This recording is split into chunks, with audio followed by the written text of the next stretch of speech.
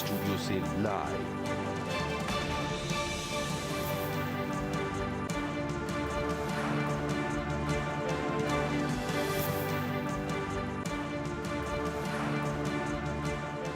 नमस्कार, सीएनबीसी आवाज मोतीलाल ओसवाल स्टूडियोज में आप सभी का स्वागत है। भारतीय बाजार में एक बेहद वॉलेटाइल सत्र, लेकिन 17,000 के ऊपर टिके रहने की भरपूर कोशिश जारी है। ऐसे में आखिरी 1.5 घंटे में आपकी रणनीति क्या हो, उसी पर होंगी नजरें। लेकिन पहले हेडलाइंस। और बाजार में रिकवरी की तमाम कोशिशें हुई नाकाम। निफ्टी इंट्राडे में 17,000 के नीचे फिसला। आज इन्फोसिस, टीसीएस और आईटीसी जैसे दिग्गजों के साथ अदानी एंटरप्राइजेज ने बनाया दबाव। निफ्टी बैंक अब 200 पॉइंट नीचे। सरकारी बैंकों में जोरदार मुनाफा वसूली। Union bank, bank of India और यूनियन बैंक में करीब 5 से 9% की गिरावट। साथ ही आईटी, मेटल, ऑटो और रियल्टी में भी बिकवाली कायम। बीएमएल के डाइवेस्टमेंट में आ सकती है तेजी। सूत्रों के मुताबिक सब्सिडरी बीएमएल लैंड एसेट्स को जल्द लिस्ट कराने की कोशिश में सरकार। नई कंपनी को जल्द बनाया जाएगा बोर्ड। सीएनबीसी आवाज की एक्सक्लूसिव। होलसेल महंगाई के मोर्चे पर अच्छी खबर। 25 महीने के निचले स्तरों पर पहुंचा होलसेल महंगाई दर। खाने पीने की साथ प्राइमरी आर्टिकल्स की महंगाई में दिखी सबसे ज्यादा कमजोरी। और auto ancillary company Divgi torque transfer systems के आईपीओ की 5% प्रीमियम पर हुई लिस्टिंग। बीएसई पर 600 तो एनएसई पर 620 रुपए पर था किया कार्यक्रम का शुरुआत, लेकिन ऊपरी लेवल से यहां पर भी मुनाफा वसूली का दबाव।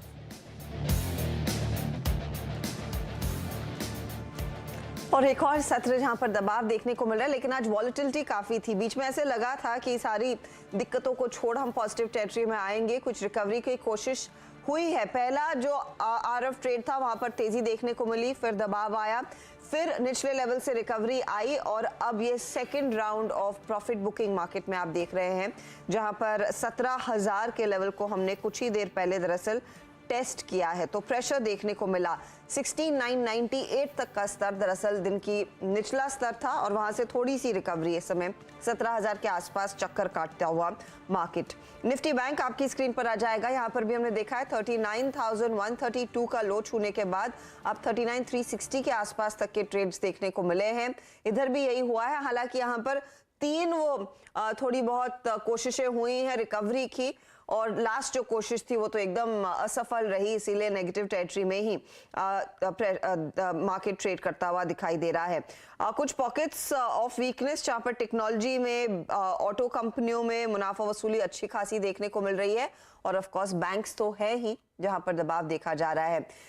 वीरू, मेरे ख्याल में अक्टूबर 2022 के बाद 17,000 के लेवल को हमने टेस्ट किया है। कल ही इस चर्चा में हम हमारे जानकारों को जोड़ रहे थे कि अगर 17 नहीं टिकता है तो आगे क्या होगा, उस पर आएंगे। लेकिन आज जो पूरा जो शेकअप है, ये क्या स्थिति को और भी नेगेटिव में बदल चुका है? Harshita, good afternoon. और हर्षिता, देखिए, आपका ये जो प्रश्न है वो बहुत वाजिब भी है और टाइमली भी आया है। दरअसल आज का मूड बैंक से ज्यादा आईटी ने बिगाड़ा है। अब आईटी की आप यकीन मानिए हर्षिता, मेरे स्क्रीन पे जो कैंडल है ना, आज का मतलब ओपनिंग इंट्राडे हाई, ये 12 दिसंबर के बाद 12 दिसंबर 2022 के बाद सबसे वर्स्ट कैंडल है। और मैं इस आईटी की कैंडल और इस आईटी के रुझान के चलते ही ये कह रहा हूं कि मेरे ख्याल से वर्स्ट ऑफ द डे अभी आपने देखा नहीं है। We are at 17,015। मेरा सुबह का क्लियर कट अप्रोच था 17,251, रेजिस्टेंस की प्लेट लेके आइएगा प्लीज, 17,251 और 17,341। ये करीब करीब 91 पॉइंट जब तक ना जाएं, बेचिए और सेल ऑन राइज की अप्रोच रखिए। आज सुबह अच्छा सेल मिला था, एक हमें पुल बैक भी मिला, और मेरी क्लियर कट अप्रोच थी 17,255, 341। जब तक बाइसेक्ट ना हो, no need to buy, sell on rise. मैंने पॉइंट शॉर्ट्स को कवर करने के लिए कुछ सजेस्ट किए थे कि वो क्या क्या हैं। मैंने ये भी कहा था कि देखिए, फर्स्ट ट्रांच में नहीं, आपको मल्टीपल ट्रांचेस में प्रॉफिट बुक करने हैं। 17,101, 17,044, 17,010, ये लास्ट जो लेवल है ना, मेरे को लगता है हर्षिता एक बार के लिए अभी ये जो 16,965 है ना, ये टेस्ट होना बाकी है। मेरे को लगता है ये 16,965 एक बार टेस्ट होगा, वहां से उसके बाद थोड़ी सी रिकवरी होगी, क्योंकि अभी भी कॉल राइटर्स पूरी तरीके से अगर आप देखें हावी हैं। 17,200, 17,100, 17,000 पे काफ़ी स्ट्रॉन्ग कॉल राइटिंग है। पुट ठीक है, 17,000 की पुट साइजेबल ओआई होल्ड करती है। आपकी स्क्रीन पे भी ओआई आएंगे हर्षदा। करीब करीब 60 लाख का 66 लाख का आउटस्टैंडिंग ओआई 17,000 की पुट होल्ड करती है और मंथली कॉन्ट्रैक्ट में भी अगर आप देखें सब्सटेंशियल ओआई होल्ड करती है। तो यह हाँ, ये एक वैलिड पॉइंट है, यहाँ पे आपको थोड़ा सा प्रॉफिट लेना चाहिए। बट मुझे इन स्टैट्स को देखकर एंड स्पेशली निफ्टी आईटी के बिहेवियर को देख के अच्छा लगता है कि एक बार आप ड्यूरिंग द डे 16,965 का गोता शायद लगाएं। और एक और चीज़ याद रखिएगा, आपने मल्टीपल ट्रांचेस में प्रॉफिट बुक किया है, कम से कम नहीं तो अब 17,080 का एक ट्रेलिंग स्टॉप लॉस लगा लीजिए अगर आप बने रहना चाहते हैं और उस 16,965 के जोन को टारगेट कर रहे हैं। तो कम से कम नहीं तो एक 17,080 का स्टॉप लॉस लगा लीजिए। निफ्टी आईटी हर्षता बहुत खराब है और यकीन मानिए जब आप इस साल की अर्निंग्स कवरेज करने के लिए गई थी, टीसीएस के मैनेजमेंट से मुखातिब हो रही थी, उस वक्त जो निफ्टी आईटी का ब्रेकआउट पॉइंट था ऑन 13 जनवरी, आज आपने वो सरेंडर कर दिया है। तो निफ्टी आईटी के लिए और बैंक निफ्टी के लिए निफ्टी के लिए अभी स्थिति खराब ही है। ऑप्शन राइटर्स का कन्विक्शन कह रहा है कि अभी डाउनसाइड और है। जहां तक निफ्टी बैंक का सवाल है, मेरी क्लियर कट अप्रोच थी सुबह। First resistance point that is 39,821, 39,904, ये एक डेली चार्ट्स पे क्लस्टर था। जब तक ना निकले इट्स सेल ऑन राइज और बड़ा खूबसूरत सेल मिला। अभी हम डे लो की ट्रैजेक्टरी के आसपास ट्रेड कर रहे हैं। हमारा इंट्राडे लो जो लगा वो था करीब करीब आप समझ लीजिएगा कि आज 39,150। अब जरा स्टैट्स लेके आइए, क्या कन्विक्शन है कि यहां से पुल बैक आ जाएगा? आपकी स्क्रीन पे 39,000 की ट्रैजेक्टरी एक बार मोर और लेस आ चुकी है। लेट्स चेक कॉल राइटर्स क्या कर रहे हैं यहाँ पे। देखिए, उन्होंने 39,500 पे बहुत तहजीब से ग्रिप ली है। 29 लाख का आउटस्टैंडिंग हुआ है, जिसमें से 23 लाख कॉल अभी हर्षता भी की हैं। और नीचे पुट राइटर्स के पास आपको कन्विक्शन नहीं दिखाई दे रहा है। Only 39,000 strike, 39,000 holds 28 lakh shares in outstanding हुआ है। तो अभी मेरे को यहाँ पे ऐसा कुछ नहीं लग रहा है कि बहुत सब्सटेंशियल रिकवरी है। अगर आप शॉर्ट हैं तो बने रहिए, एक पॉकेट फ्रेंडली स्टॉप लॉस लेके चलिए। बट हर्षदा, मुझे को लगता है कि एक बार निफ्टी इंट्राडे में 16,965 वो जोन क्लस्टर छू के जरूर आएगा। हर्षदा, प्रेशर तो के सारे लक्षण बनते हुए दिखाई दे रहे हैं। और एक और बड़ी खबर इस समय जो आ रही है कि स्टेट बैंक ऑफ इंडिया ने 70 basis point, Veeru 70 basis point का रेट हाइक अनाउंस कर दिया है। ये वेंसडे ऑनवर्ड्स इफेक्टिव होगा। जो प्राइम लेंडिंग रेट है ये 70 बेसिस पॉइंट बढ़कर अब 14.85% पर रहेगी। और जो बेस रेट है उसमें हाइक किया है 70 बेसिस पॉइंट का, ऑफ कोर्स ये 10% या 10% के आसपास रहेगी। ये इनफैक्ट अब तक की सबसे बड़ी रेट हाइक मेरे ख्याल में होगी जो भी पास ऑन की गई है। तो एसबीआई ने, आपको याद होगा क्रेडिट पॉलिसी के दिन हमने बातचीत की थी, उन्होंने कहा था कि डेफिनेटली रेट हाइक्स आते हुए दिखाई देंगे, वो पास ऑन होते हुए साफ नजर आ रहे हैं। अब बुधवार से लागू होंगी नई दरें। तो अगर आप नया घर, नई गाड़ी खरीदने की फिराक में थे, आज ही वो डील क्लोज कीजिए, क्योंकि वेंसडे ऑनवर्ड्स ऑफ कोर्स यानी कि कल से वो आपको बढ़ी हुई दरें ही एसबीआई देगा। और ये याद रखिएगा, देश का सबसे बड़ा बैंक है और उसने एक बहुत ही बड़ा रेट हाइक इस समय अनाउंस किया है, 70 बेसिस पॉइंट का इजाफा। तो ये फिलहाल आप एसबीआई पर नजरें रखें और साथ ही साथ निफ्टी बैंक पर नजरें रखें। लेकिन इसका ज़्यादा इम्पैक्ट रियल एस्टेट स्टॉक्स पर आता हुआ दिखाई देगा, जहां पर अब तक तो हमने देखा था लग्जरी प्रॉपर्टी में अच्छी खासी खरीदारी होती हुई दिखाई दे रही थी। अब इसका इम्पैक्ट इनफैक्ट अक्रॉस सेगमेंट्स देखने को मिलेगा, low cost housing, affordable housing end of course luxury housing. तो रियल एस्टेट काउंटर्स और रियल्टी इंडेक्स स्क्रीन पर लेकर आइएगा। और ऑफ कोर्स ये एसबीआई रेट हाइक करता हुआ। अब देखना ये है कि इन रेट हाइक्स के सामने ये डिपॉजिट रेट कितना बढ़ाते हैं, वो ज़्यादा इंपॉर्टेंट होगा। क्योंकि अगर डिपॉजिट रेट भी उसी रेशियो में बढ़ता है या फिर उसी के आसपास बढ़ता है तो वो इक्विटी मार्केट्स के फ्लो के लिए ज़्यादा नेगेटिव है, क्योंकि फिक्स्ड इनकम काफ़ी अट्रैक्टिव बनता हुआ दिखाई दे रहा है। वीरू, हर्षदा, मुझे याद नहीं आता है, मैंने एक सिंगल ट्रांच में इतना बड़ा हाइक मैंने इसलिए मेरे ख्याल में सबसे बड़ी, आई थिंक ये सबसे बड़ी है।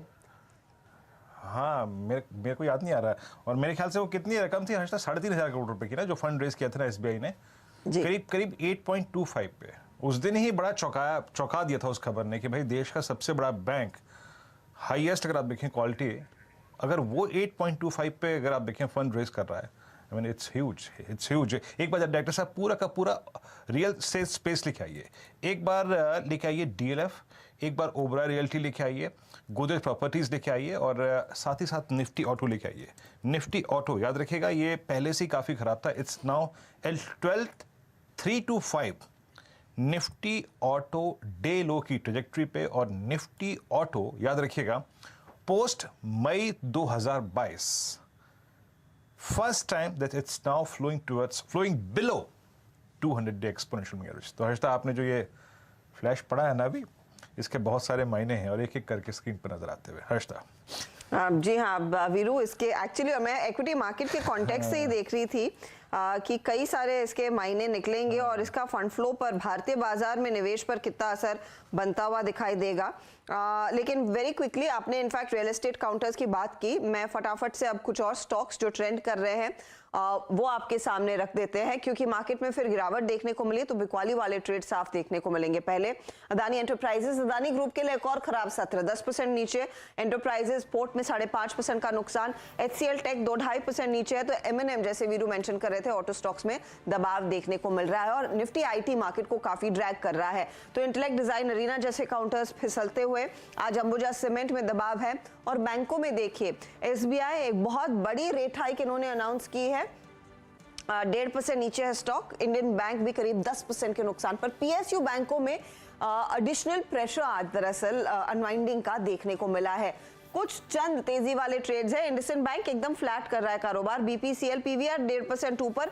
सोना BLW, कल की ब्लॉक डील के बाद जो नाम सामने आए हैं वो दिग्गज FIIs है, जिसमें गवर्नमेंट ऑफ सिंगापुर शामिल है, सोसाइटी जनरल शामिल है, फिडेलिटी शामिल है। स्टॉक तो आज इसमें आज के दिन में करीब 7% भी ऊपर था, फिलहाल 5% के गेंस दिखाता हुआ। तो ये फिलहाल मार्केट का ओवरऑल हाल। चलिए हमारे जानकारों को फटाफट स्क्रीन पर अब जोड़ना शुरू करते हैं।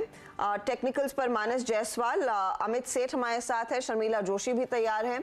आगे हम बात करेंगे श्रीकांत चौहान से, प्रकाश गाबा को भी जोड़ेंगे, और साथ ही साथ विकास सालुंखे भी कार्यक्रम में जुड़ने वाले हैं। लेकिन इस समय SBI की जो रेट हाइक आई है, इस पर मैं पहले राय आपसे लेना चाहती हूँ Sharmila.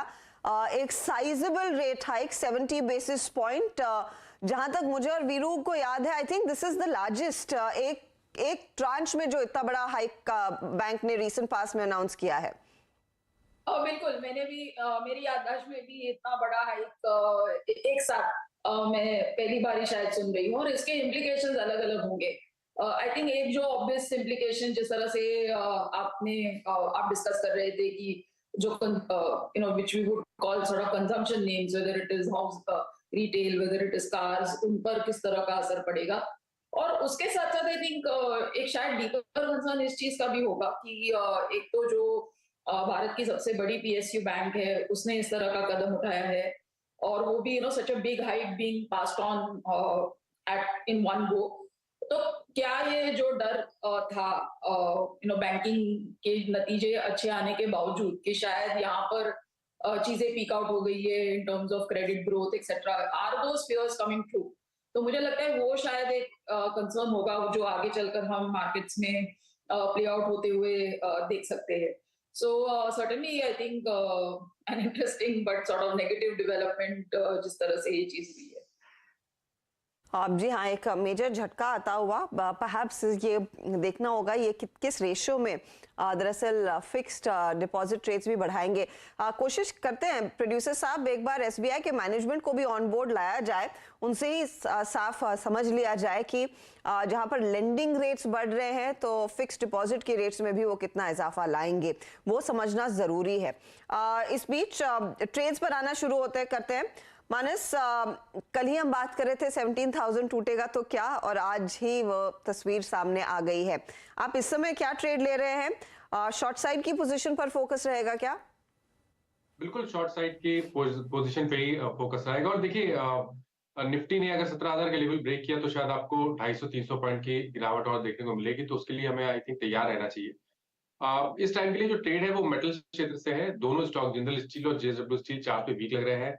I think Jindal steel में एक सेल कॉल लेना चाहिए। करंट लेवल्स पे आप बिकवाली कर सकते हैं जिंदल स्टील में। 576 के स्टॉप लॉस से आपको बिकवाली करनी है। 545 तक के टारगेट्स आपको देखने को मिल सकते हैं, और ऑप्शन भी ले सकते हैं। 560 वाला पुट ऑप्शन लीजिए, 13 रुपए 70 पैसे का ट्रेड हो रहा है। 7 रुपए 90 पैसे के स्टॉप लॉस से यहाँ पर खरीदारी करिए 30 रुपए के टारगेट की। ओके, JSPL 560 का पुट भी ले सकते हैं आप एट द रेट 1370। और जैसे कि मैं आपको कहा था कि 17,000 टिकेगा नहीं, एक बार जाएगा। इंट्राडे में देखिए अभी हर्षता की बात करते करते करीब करीब 16,988 का 16,9 एक सेकेंड क्या हल्लो लगा के आया है, करीब करीब 16,987 का एक बार वो डिप आना था, वॉलेट होना था, 87 का लो लगा के आया वहाँ से। क्या होता है ना, जब एक बार वो जोन टूट जाता है ना तो उसकी इंपॉर्टेंस खत्म हो जाती है। खैर, ये हो गया एक ट्रेड हमारा आपका JSPL का। इट्स अ शॉर्ट ट्रेड और पुट ऑप्शन का विकल्प है आपके पास 560 के पुट ऑप्शन में। मेटल्स में भी दिक्कत है, और इस वक्त आप देखें इस खबर के बाद मैं स्क्रीन पे देख रहा हूँ कि निफ्टी ऑटो का हाल जनाब बहुत बुरा है। डे लो की ट्रेजेक्टरी की तरफ सारे के सारे स्टॉक्स आते हुए। प्रकाश सर, आप क्या पिक करेंगे, आपका ट्रेड क्या रहेगा? लॉन्ग साइड रहूंगा, और वो है PVR। लगता है कि PVR में एक अपूर्व मिलना चाहिए। यहाँ पर सेटअप के हिसाब से 1524 पर ट्रेड कर रहा है, शायद एक अपूर्व मिले। 1550 पॉसिबल है, स्टॉप होगा 1520 का tight stop PVR। PVR it's a buy. Okay, हाँ, करीब करीब 1524 पर आप देखें, it's a buy. Amit ji, आपका ट्रेड क्या होगा? जी, good afternoon Virendra ji, good afternoon Harshita ma'am and everybody on the panel. Virendra ji, मेरा ट्रेड रहेगा on the short side Ashok Leyland. Ashok Leyland में काफी वीकनेस नजर आ रही है। रिसेंटली हमने जो इसमें पुल बैक देखा था वो 200 EMA पे जाके स्टॉल हो गया था, और वहां पे स्टॉक कुछ दिनों से कंसोलिडेट करा था। कल के सत्र से हमने देखा कि उसमें क्रैक आना वापस शुरू हो गया है। इसमें अच्छा खासा डाउन साइड मोमेंटम लगता है, तो इसे शॉर्ट करें। फ्यूचर्स में इसका प्राइस 139.25 का, टारगेट्स रहेंगे 134 के, और स्टॉप लॉस रहेगा 142 का। अशोक लेलैंड आपका अगर आप देखें सेल है, जैसे कि मैं कह रहा था कि ऑटो स्पेस में सेलिंग है। मैं अपने स्क्रीन पर ना विटनेस कर रहा हूँ कि ऑटो स्टॉक्स में किस तरीके से अगर आप देखें कॉल राइटिंग हो रही है और पुट्स ए डे हाई पे फ्लो कर रही हैं इस वक्त। अशोक लेलैंड का आपने जिक्र किया, यस, ये भी एक गंभीर स्टॉक है, और एक वाइल्ड स्विंग लो है इसका 137, करीब करीब समझ लीजिएगा कि 27 फरवरी का। मोस्ट प्रोबेबली अगर आप देखेंगे उसी तरफ जा रहा है ये स्टॉक का, अशोक लेलैंड। BNBIL, अगर आप कुछ भारी स्टॉक्स को देखें तो रिलायंस निफ्टी पे जो प्रेशर डाल रहा था, रिलायंस भी इस वक्त डेलो की ट्रैजेक्टरी में है। मैं देख पा रहा हूँ आपकी स्क्रीन पे, यस, एट 2278 डेलो की ट्रैजेक्टरी बैक टेक करता हूँ। प्रेशर पॉइंट्स मल्टीपल है मार्केट में इस वक्त। शर्मिला जी, एक प्रश्न तो आपसे SBI पे था और आई थिंक इस रेट हाइक के ऊपर था, बट आपका कन्विक्शन कॉल क्या रहेगा? क्या चीज़ करना चाहेंगे आप इस वक्त इस बाजार में? मेरे हिसाब से अगर आप देखेंगे तो मुझे पेंट कंपनीज काफी पसंद आ रही है, क्योंकि जिस तरह से हम देख रहे हैं कि क्रूड के प्राइसेस में सॉफ्टनिंग आई है, और एक काफी दौर चला है पेंट कंपनीज में, जहां पर क्योंकि नई कंपटीशन थी तो वैल्यूएशन में एक करेक्शन आया, कंप्रेशन आया। लेकिन मेरे हिसाब से जिस तरह से नतीजे आए हैं, so I am going with Berger Paints. मुझे लगता है कि बर्जर पेंट्स काफी अच्छा लग रहा है ये लेवल पे, क्योंकि उनके जिस तरह के नतीजे हैं और जिस तरह से उनका मार्केट शेयर इंप्रूव हुआ है, उन सब चीजों को ध्यान में रखकर मुझे लगता है कि बर्जर पेंट्स लिया जा सकता है, keeping a target of about 640 650 in mind. Berger paints आपका पिक रहेगा, और 581 पे आप पिक करना चाहेंगे। एक बार बर्जर के स्ट्रक्चर को देख लेते हैं यहाँ पर, क्योंकि आपने ये फंडामेंटली पिक किया है। अब यस, एक बात तो है, देखिए दरअसल जब बाजार स्टेबल भी था, हम 18,800 का अगर आप देखें, जब नवंबर लास्ट वीक में हाई लगा के आ रहे थे, दिसंबर फर्स्ट वीक में, तो उस वक्त ये स्टॉक्स डाउन ट्रेंड में थे। मतलब आप समझ लीजिए कि अगस्त, सितंबर, अक्टूबर, नवंबर, दिसंबर, मोटा माटी मान के चलिए, जब निफ्टी का ऑल टाइम हाई क्रिएट हुआ उस वक्त भी ये स्टॉक 620 पे था। यानी अब जब बाजार की थोड़ी सी इन्वर्स डायरेक्शन है, इन स्टॉक्स पे उतना इम्पैक्ट नहीं है। इनफैक्ट इस स्टॉक ने 6 फरवरी से लेकर अब तक लगभग आप समझ लीजिएगा कि 50 रुपये का स्विंग दिया है on the higher side. That's good. Buzzer आपकी कॉल होगी। विकास सालुके जुड़ चुके हैं हमारे साथ। विकास, नमस्कार, कार्यक्रम में स्वागत है। विकास, आप इस क्लोजिंग को कैसे अप्रोच कर रहे हैं, आपका ट्रेड क्या होगा? गुड आफ्टरनून वीरेंद्र जी। देखो, ओवरऑल मार्केट का सेटअप यहाँ पे वीक हो चुका है, और मुझे लगता है कि नीचे में 16,900 16,700 यहाँ की रेंज जो है ओपन होते देखने मिली, ऊपर में 17,270 अभी यहाँ पे एक इमीडिएट हर्डल देखने मिल सकता है अपर साइड में। तो ओवरऑल यहाँ पे ओवरऑल सेटअप वीक लग रहा है, नीचे की तरफ मुझे लगता है प्रेशर बिल्ड होते देखने मिलेगा। आज के स्टॉक स्पेसिफिक में मुझे लगता है ऑटो पैक में मुझे लगता है अभी भी एक प्रेशर जो है इंक्रीज होते देखने मिल रहा है। सब ऑटो जो लार्ज कैप ऑटो है वहाँ पे प्रेशर बिल्ड होते देखने मिल रहा है। तो मुझे लगता है कि पहला मेरा रहेगा मारुति, यहाँ पे मुझे लगता है कि सेल करके जाना चाहिए, जिसमें जो शॉर्ट टर्म मूवी एवरेज उसके नीचे ब्रेक डाउन दे चुका है। लास्ट 2 ट्रेडिंग सेशन में उसके नीचे ट्रेड कर रहा था और आज उसके बाद दोनों दिन लास्ट के 2 दिन का भी रिटेल लो जो है उसने ब्रेक किया हुआ है। तो मुझे लगता है नीचे में 8200 के आसपास मारुति फिसल सकता है नीचे की तरफ, और ऊपर में मेरे को लगता है कि 86 के आसपास का एक स्टॉप लॉस रखना चाहिए। और दूसरे स्टॉक की बात करो तो मुझे लगता है कि दीपक एनटीआर यहाँ पे बाय करना चाहिए, क्योंकि हमने लास्ट कुछ दिनों में देखा है कि एक साइडवाइज मोमेंटम ये करते हुए एक बेस बना चुका है। मुझे लगता है वापस यहाँ से 1940 के टारगेट जो है दीपक एनटीआर में आते हुए देखने मिलेंगे। नीचे में जो स्टॉप लॉस यहाँ पे देखने मिलेगा जो आज के डे लो के आसपास का, तो 1770 के आसपास का एक स्टॉप लॉस रख के दीपक एनटीआर को बाय करना है। तो ये फिलहाल एक मारुति पर सेल कॉल, लेकिन दीपक पर एक बाय कॉल। तो 2 ट्रेड्स इस समय विकास सालोंके की तरफ से आए हैं।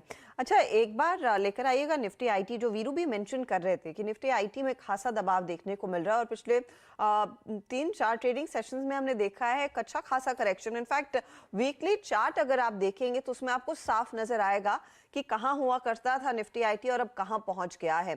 तो उस क्लियर कट स्लाइड आप देख रहे हैं, 3.5% का नुकसान पिछले 7 ट्रेडिंग सेशंस में।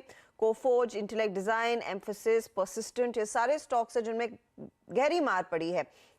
इनफैक्ट निफ्टी आईटी पर अमित सेठ, अगर इस समय कोई डायरेक्शनल व्यू आपको नजर आ रहा है, क्या ये वीकनेस और गहराती हुई दिखाई देगी? स्टॉक ये पूरा इंडेक्स कमजोर है और बाकी मिड कैप स्टॉक्स में तो दबाव बना ही हुआ है। जी definitely Harshita ma'am, Nifty IT बहुत ही ज्यादा प्रेशर में है। उसके 2-3 कारण हैं कि फर्स्ट ऑफ ऑल ऑब्वियसली ये 200 EMA के और सारे मूविंग एवरेजेस के नीचे ट्रेड कर रहा है। उसके अलावा अगर हम इसका हाई टू लो चार्ट बनाए जो राउंड अबाउट जो 6 जनवरी से लेके जो हाई इसने रिसेंटली बनाया लगभग 17 फरवरी, वो अगर उसका हम हाई लो कैलकुलेट करें तो उसका 61.8% फिबोनाची रिट्रेसमेंट आता है लगभग 29,310 पे। तो जब भी कोई चार्ट का 61.8 फिबोनाची वायलेट हो जाता है तो that is a major trend violation. 29,310 इसका काफी एक अहम लेवल था जो उसने ब्रेक कर दिया है। उसके बाद डेफिनेटली ये स्टॉक एक डाउन ट्रेंड में है और सेल ऑन राइज की ट्रेजेक्टरी में है।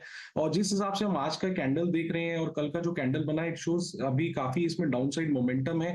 तो ऐसा लगता है पुल बैक पे 29,300 29,500 will act as a resistance, और नीचे में सरप्राइज नहीं होगा कि 28,000 तक के भी लेवल निफ्टी आईटी में हमें आने वाले दिनों में देखने को मिल जाए। तो 27,000 तक के लेवल्स निफ्टी आईटी में, यानी कि ये जो स्टॉक्स पिट रहे हैं उनकी हालत और भी बिगड़ेगी। गावा साहब, इन मिड कैप आईटी में कोफोर्ज, एम्फेसिस जैसे काउंटर्स, इन पर मैं पहले आपकी राय लेना चाहूंगी क्योंकि यहाँ पर गहरे क्रैक्स देखने को मिले हैं और गिरावट इनमें ज्यादा आज इसीलिए है क्योंकि हम सब जानते हैं बीएफएसआई को लेकर भारत का काफी तगड़ा एक्सपोजर है। यूएस बैंक्स में नियरली 30 to 35% रेवेन्यू वहां से आता है। इस पर आशीष आगे जुड़ने वाले हैं, डिटेल में समझाएंगे कि इतना पैनिक क्यों है। लेकिन अगर ट्रेड लेना है इन स्टॉक्स में, क्या अभी भी शॉर्ट करें कोफोर्ज या फिर एम्फेसिस को? एम्फेसिस काफी गिर चुका है, यहाँ पर शॉर्ट करना थोड़ा डिफिकल्ट रहेगा, लेकिन है वीक। यहाँ पर टाइट स्टॉप लगाना चाहिए एम्फेसिस में अगर शॉर्ट करना है तो, और वो अगर करीब 1900 का, ज्यादा नहीं, 1896 का, 4 रुपए का। लेकिन कोफोर का जब चार्ट दिखता हो तो यहाँ पर थोड़ी वीकनेस ज्यादा है। यहाँ पर एक मैं कह सकते हैं 3960 को स्टॉप लगा चले तो पॉसिबल है कि करीब 3800 के लोअर लेवल देखने को मिल सकते हैं। तो कोफोर्ज और एम्फेसिस दोनों ही वीक है, लेकिन कोफोर्ज एक बेहतर ट्रेड बनता है एम्फेसिस के मुकाबले। तो कोफोर्ज शायद एक बेहतर ट्रेड एम्फेसिस की तुलना में। आगे इन आईटी काउंटर्स को रिविजिट करेंगे क्योंकि एक तरफा स्लाइड देखने को मिला है, लेकिन हमने कई स्टॉक्स की मंदी वाली बातचीत कर ली। अब कुछ इंटरेस्टिंग रिपोर्ट्स जो आई हैं उस पर फोकस करते हैं और सिम्फनी एक स्टॉक आपकी स्क्रीन पर लेकर आएंगे। सिम्फनी और इसके बाकी पियर्स, आपको याद होगा गर्मी का अपडेट जो पहले आ रहा था उसके चलते अच्छी खासी तेजी दिखा चुके हैं। इनफैक्ट पिछले पूरे महीने सेकेंड हाफ ऑफ फेब में काफी अच्छा रुझान सिम्फनी, ब्लू स्टार, इन सब स्टॉक्स में देखने को मिला था तेजी का। और इस गर्मी से दरअसल जूझने के लिए कंपनियों ने अलग अलग प्रोडक्ट्स भी लॉन्च किए हैं। तो सिम्फनी की ओर से एक बहुत ही इंटरेस्टिंग प्रोडक्ट कल ही लॉन्च किया गया है, डुएट मिनी, और ये एक पर्सनल कूलिंग डिवाइस है। उसी पर बातचीत करने के लिए मेरे साथ अब जुड़ रहे हैं कंपनी के सीईओ और ईडी अमित कुमार। मिस्टर कुमार, स्वागत है आपका। Good afternoon. Duet mini sounds like a very cute small personal cooling system. अगर आप हमें बता सके, एक इस तरह की यूनिट को पर काम करने और उसको इनोवेट करने के पीछे क्या खास मकसद था? आपको लग रहा है इस समय में इसकी काफी सेल्स होने वाली है क्या? So thank you Harshada. And duet mini को हम लोगों ने, जैसे आपने दिखाया, अभी इस साल इंट्रोड्यूस किया है मार्केट में। ये हमारी समझ में इंडिया का पहला ट्रूली पर्सनल पोर्टेबल कूलर। अगर आप इसकी साइज देखें तो ये लिटरली 1 फीट से छोटा प्रोडक्ट है। वजन वाइज इसको आप बिल्कुल आराम से एक हाथ में कैरी करके चल सकते हैं। और ये जो है, ये कई तरह के एनवायरनमेंट्स में यूज किया जा सकता है। आप अपने वर्क डेस्क पे यूज कर सकते हैं, स्टडी डेस्क पे, आप जो traditional mom and pop store होता है वहां यूज कर सकते हैं। तो इस तरह की डिवाइस की जरूरत हम लोग देख रहे हैं मार्केट, जो कि कंप्लीटली पर्सनल स्पेस में है। और हमारा ये मानना है कि इस सीजन में ये एक नई कैटेगरी हम लोग क्रिएट कर सकेंगे मार्केट। तो इसकी, क्योंकि हमारे पास तस्वीरें हैं, साइज भी छोटू सा दिख रहा है, मुझे बताइए ये प्राइमरीली क्या वो ऐसे पंखे की तरह काम करेगा, क्योंकि आप कहते हैं एक कूलिंग सिस्टम है, या फिर इसके अंदर एडिशनल एक्स्ट्रा पानी डालने की जरूरत होती है जो नॉर्मली वो बड़े कूलर्स में करते थे? How will it really work? So इसमें निश्चित, ये कूलर है तो इसमें निश्चित रूप से पानी डालने की जरूरत है। ओके। इसमें अगर आप देखेंगे तो जो ग्रिल्स है उसके सामने पानी डालने का स्लॉट भी दिया हुआ है। और इसमें खासियत ये है कि आप इसको पावर कनेक्शन के अलावा नॉर्मल पावर बैंक से चला सकते हैं। आप इसको अपने लैपटॉप से, अपने मोबाइल चार्जर से चला सकते हैं। इनफैक्ट आप इसको अपनी मोबाइल की बैटरी से चला सकते हैं। सो जब हम कह रहे हैं कि ये पोर्टेबल है, तो ये कूलर है, लेकिन कूलर जो कि कंप्लीटली पोर्टेबल, आप अपने साथ कहीं भी कैरी कर सकते हैं, वैसा है। ओके हर्षदा, मेरे ख्याल से अमित जी से मैं पूछ लेता हूँ। I mean you can put 2 ice, I mean 2 ice cube भी डाल सकते हैं आप इसमें, कोई दिक्कत नहीं है अगर आपको ठंड और ठंडी हवा चाहिए। अमित जी, ये पॉसिबिलिटी है आइस क्यूब्स की? हाँ जी, बिल्कुल। इसमें जो सामने जो पुल आउट ट्रे है जो डालने के लिए दिया हुआ है, उसमें आप छोटे आइस क्यूब्स भी डाल सकते हैं, जो घरों में नॉर्मली मिड साइज फ्रिजेस में अवेलेबल होते हैं। जी हाँ, वो होते हैं घरों में। अच्छा अमित जी बताइए, ये अनऑर्गेनाइज्ड मार्केट में प्लस ये चाइना से अगर आप देखें, इस प्रकार के प्रोडक्ट मार्केट्स में पहले ही थे। आपकी प्राइसिंग में स्क्रीन पे देख पा रहा हूँ, आई थिंक ऑनलाइन प्लेटफॉर्म पे इसकी प्राइसिंग देख रहा हूँ, एक बड़ा डिफरेंशियल है इस प्राइसिंग में। आपको लगता है कि ये डिफरेंशियल जो है वो मार्केट पे करेगा? मतलब एक सब्सटेंशियल डिफरेंस है, मतलब और क्यों पे करेगा? और आपको इस सीजन में इसकी कितनी सेल्स की पॉसिबिलिटी लग रही है? जो प्रोडक्ट है उसको अगर हम फीचर्स के फॉर्म में देखें, जो दूसरे प्रोडक्ट्स मार्केट में अवेलेबल हैं, ये सारे बहुत ही अलग तरह के एनवायरनमेंट के लिए बनाए गए। अगर आप इस मार्केट के प्रोडक्ट्स के सामने में अपना हाथ रख के देखेंगे तो शायद आपको पता चलेगा कि उनमें हवा आ रही है। जो कई प्रोडक्ट्स मार्केट में अवेलेबल है अभी, वो मोर ऑफ जो होता है देखने के लिए खिलौने की तरह है। आप उसको लगा करके सोच सकते हैं कि हवा आ रही है, लेकिन वो एक्चुअली हवा मिलती नहीं है। ये जो हमने डुएट मिनी लॉन्च किया है, ये एक्चुअली एक साइज, एयर और कूलिंग का ऑप्टिमल कॉम्बिनेशन। जैसा आपने वॉल्यूम के बारे में पूछा, हम लोगों ने अभी इस सीजन में पहली बार लॉन्च किया है। बहुत ही सिलेक्ट चैनल्स में, सिलेक्ट मार्केट्स में हम इसको अभी इंट्रोड्यूस कर रहे हैं। और हमें भी ये देखना है कि मार्केट इसको कैसे लेता है। बट अगर रेफरेंस के लिए देखें तो लेट्स से ग्लोबल मार्केट्स में, चाइना या यूएस मार्केट्स में ये प्रोडक्ट्स मिलियंस ऑफ यूनिट्स में बिकते हैं। ओके ठीक है। अच्छा अमित जी बताइए, अब चलिए अब इस मिनी अगर आप देखें कूलर से बाहर निकलते हैं, ओवरऑल ये सीजन जा कैसा रहा है और क्योंकि अगर आप देखें हीट वेव फरवरी 3rd वीक में शुरू हो चुकी थी, तो डीलर्स की डिमांड कैसी है इस बार, और पिछले समय अवधि में लास्ट सीजन में इस समय की तुलना में कितनी डिमांड स्ट्रांग है इन टर्म्स ऑफ परसेंटेज अब तक, जो मार्च 1st वीक तक जो डिमांड रही है डीलर्स के पास से, उसको देखते हुए? वीरेंद्र, ये जो मार्केट है अभी, ये निश्चित रूप से मार्केट ने हीट वेव को नोट किया है और चैनल्स में सेंटिमेंट कूलिंग प्रोडक्ट्स को लेकर के, और इंक्लूडिंग हमारे कूलर्स हुए, रेफ्रिजरेटर्स, एयर कंडीशनर्स, उनको लेकर के सेंटिमेंट काफी पॉजिटिव है। हम लोग ऑलरेडी डिस्ट्रीब्यूटर्स, डीलर्स, हमारे जो चैनल पार्टनर्स हैं, उनसे क्लियरली सब्सटैंशियल डिमांड इंक्रीज देख रहे हैं। इसमें एक चीज ये ध्यान देने की है दो विनय, कि इस साल जो हम लोग डिमांड देख रहे हैं, वो अगर पिछले 2-3 साल से कंपेयर करें, तो पिछले 2-3 साल सेम टाइम पे कोविड की वजह से डिमांड्स कम थे। पिछले साल जो इन्वेंट्री क्लियर हुई है अच्छा सेल सीजन होने की वजह से, उसके बैक पे इस साल अच्छी डिमांड बिल्ड हो रही है। अगर हम पिछले साल से ग्रोथ कंपेयर करें तो ग्रोथ सब्सटैंशियल है, वो क्लियरली हाई डबल डिजिट्स में से है, लेकिन उस डिमांड में ये समझने की बात है कि पिछले साल के जो नंबर्स थे वो on the back of 2 bad years थे, तो उससे कंपेयर करके ये सोचना कि ये कितना इंप्रूव होगा, ये थोड़ी जल्दी होगी मार्केट के लिए। हम लोगों को शायद मार्च के एंड तक, अप्रैल 1st वीक तक वेट करना होगा, ये देखने के लिए कि actually compare to let's say 2018-19 के आसपास जो प्री कोविड नॉर्मल ईयर्स थे, हम लोग मार्केट में कैसे बिजनेस।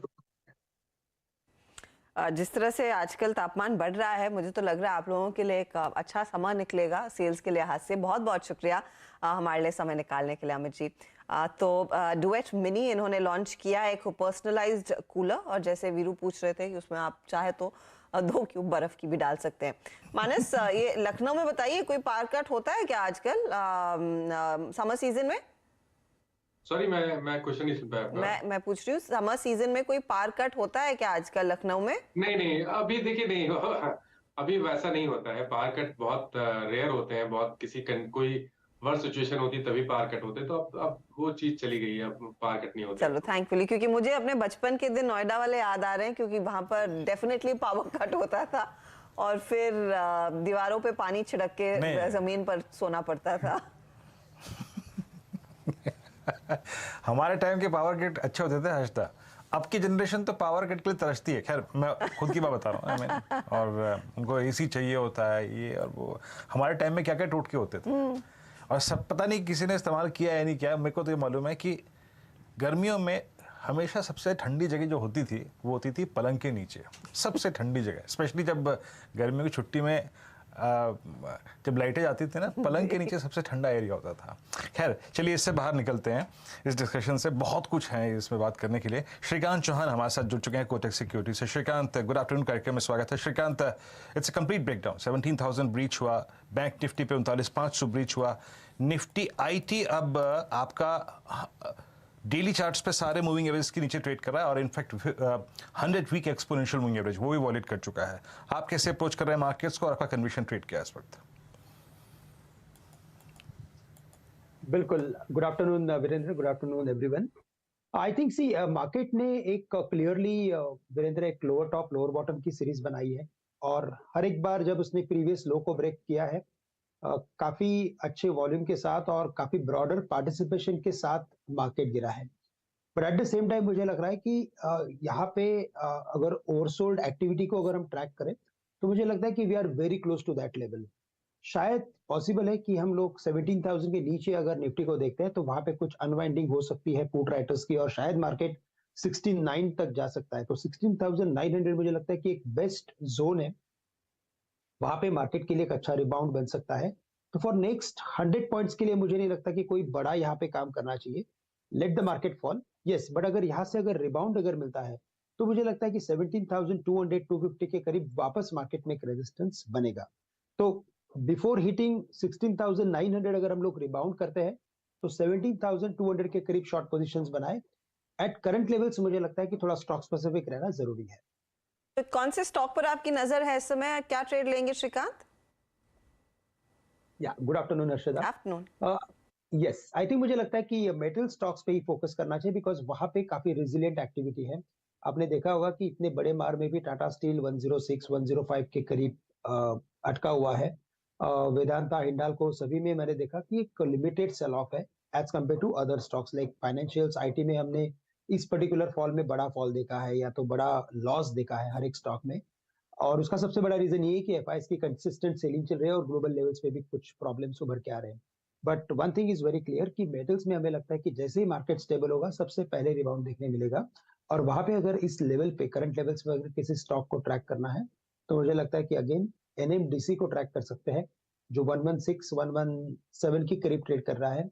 वापस ये 122 125 के लेवल्स के करीब जा सकता है। तो करंट लेवल से एनएमडीसी को लॉन्ग करें, स्टॉप लॉस रखें एट 114 114। ओके, तो एनएमडीसी में तेजी का ट्रेड 122 125 के टारगेट के लिए तेजी करे, 114 स्टॉप लॉस रहेगा। अच्छा, कुछ देर पहले वीरू बर्जर पेंट्स का जिक्र कर रहे थे और वो स्टॉक तो ऑफ कोर्स हमने मार्क किया था तेजी की तरफ, लेकिन ऊपरी लेवल से पेंट काउंटर्स में दबाव आ रहा है और दबाव में सबसे ज्यादा धुलाई हो रही है एशियन पेंट की, जो 1.5% से ज्यादा नुकसान में, 0.5% की बिकवाली अब फ्रेश और इसमें आ चुकी है। विकास सालुंखे, एक बार एशियन पेंट का चार्ट देखिएगा 2744 और लगे हाथ साथ में अगर आप क्रूड का भी हाल डायरेक्टर साहब पेश कर दे, क्योंकि क्रूड तो $80 $81 के आसपास ही ट्रेड कर रहा है, तो वो एक पॉजिटिव डेवलपमेंट। लेकिन एशियन पेंट की हालत थोड़ी सी फीकी पड़ती हुई, रंग इसका उड़ रहा है। ट्रेड क्या होगा विकास?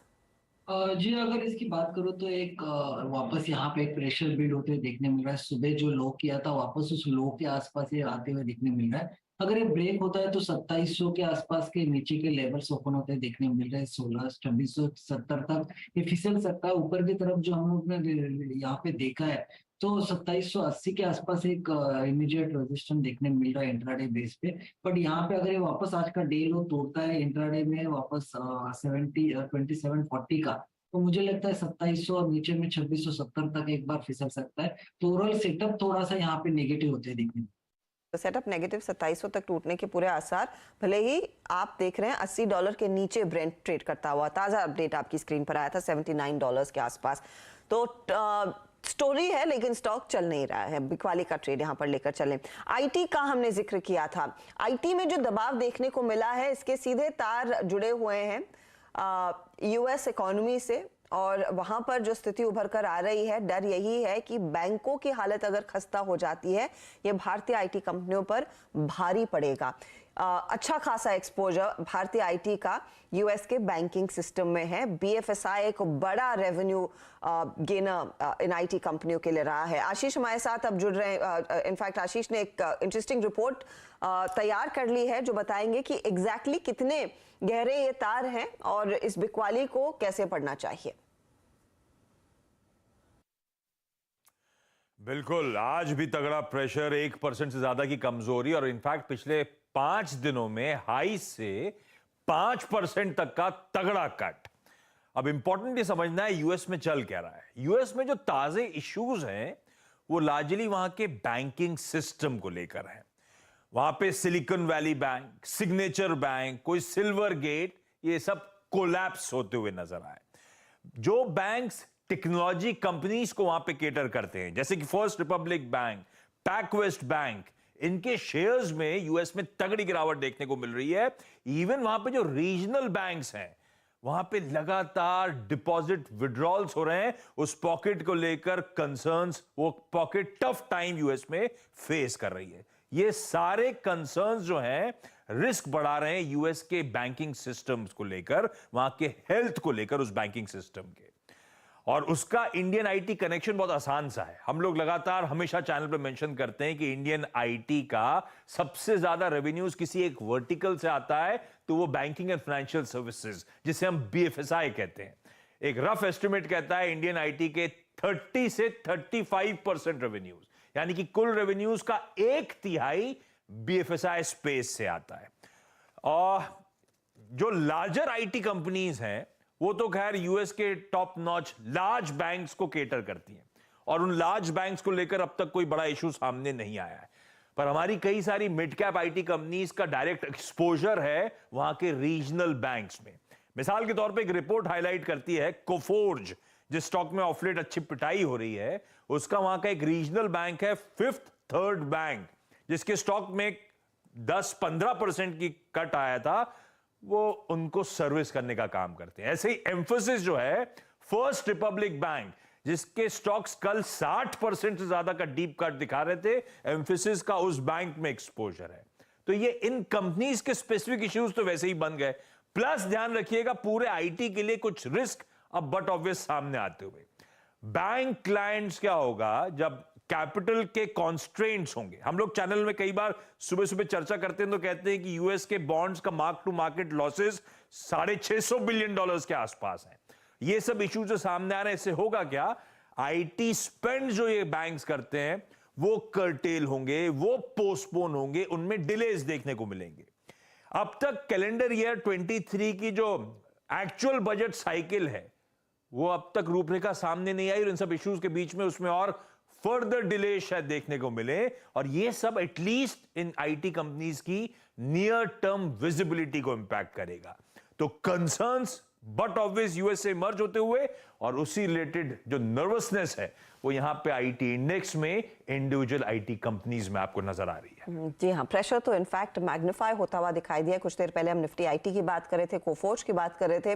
शर्मिला, इस स्पेस में फिर आपको क्या लग रहा है, कुछ और वीकनेस आएगी? क्योंकि डर यही है कि बैंकों में अगर यूएस में दबाव आएगा, शायद आगे चलकर बैंकों की डिस्क्रिशनरी स्प्रेड्स पर दबाव बढ़ता हुआ दिखाई दे। ओवरऑल जो प्राइसिंग इन कंपनियों के लिए थोड़ी सी संभल गई थी वो वर्सन होती हुई दिखाई देगी।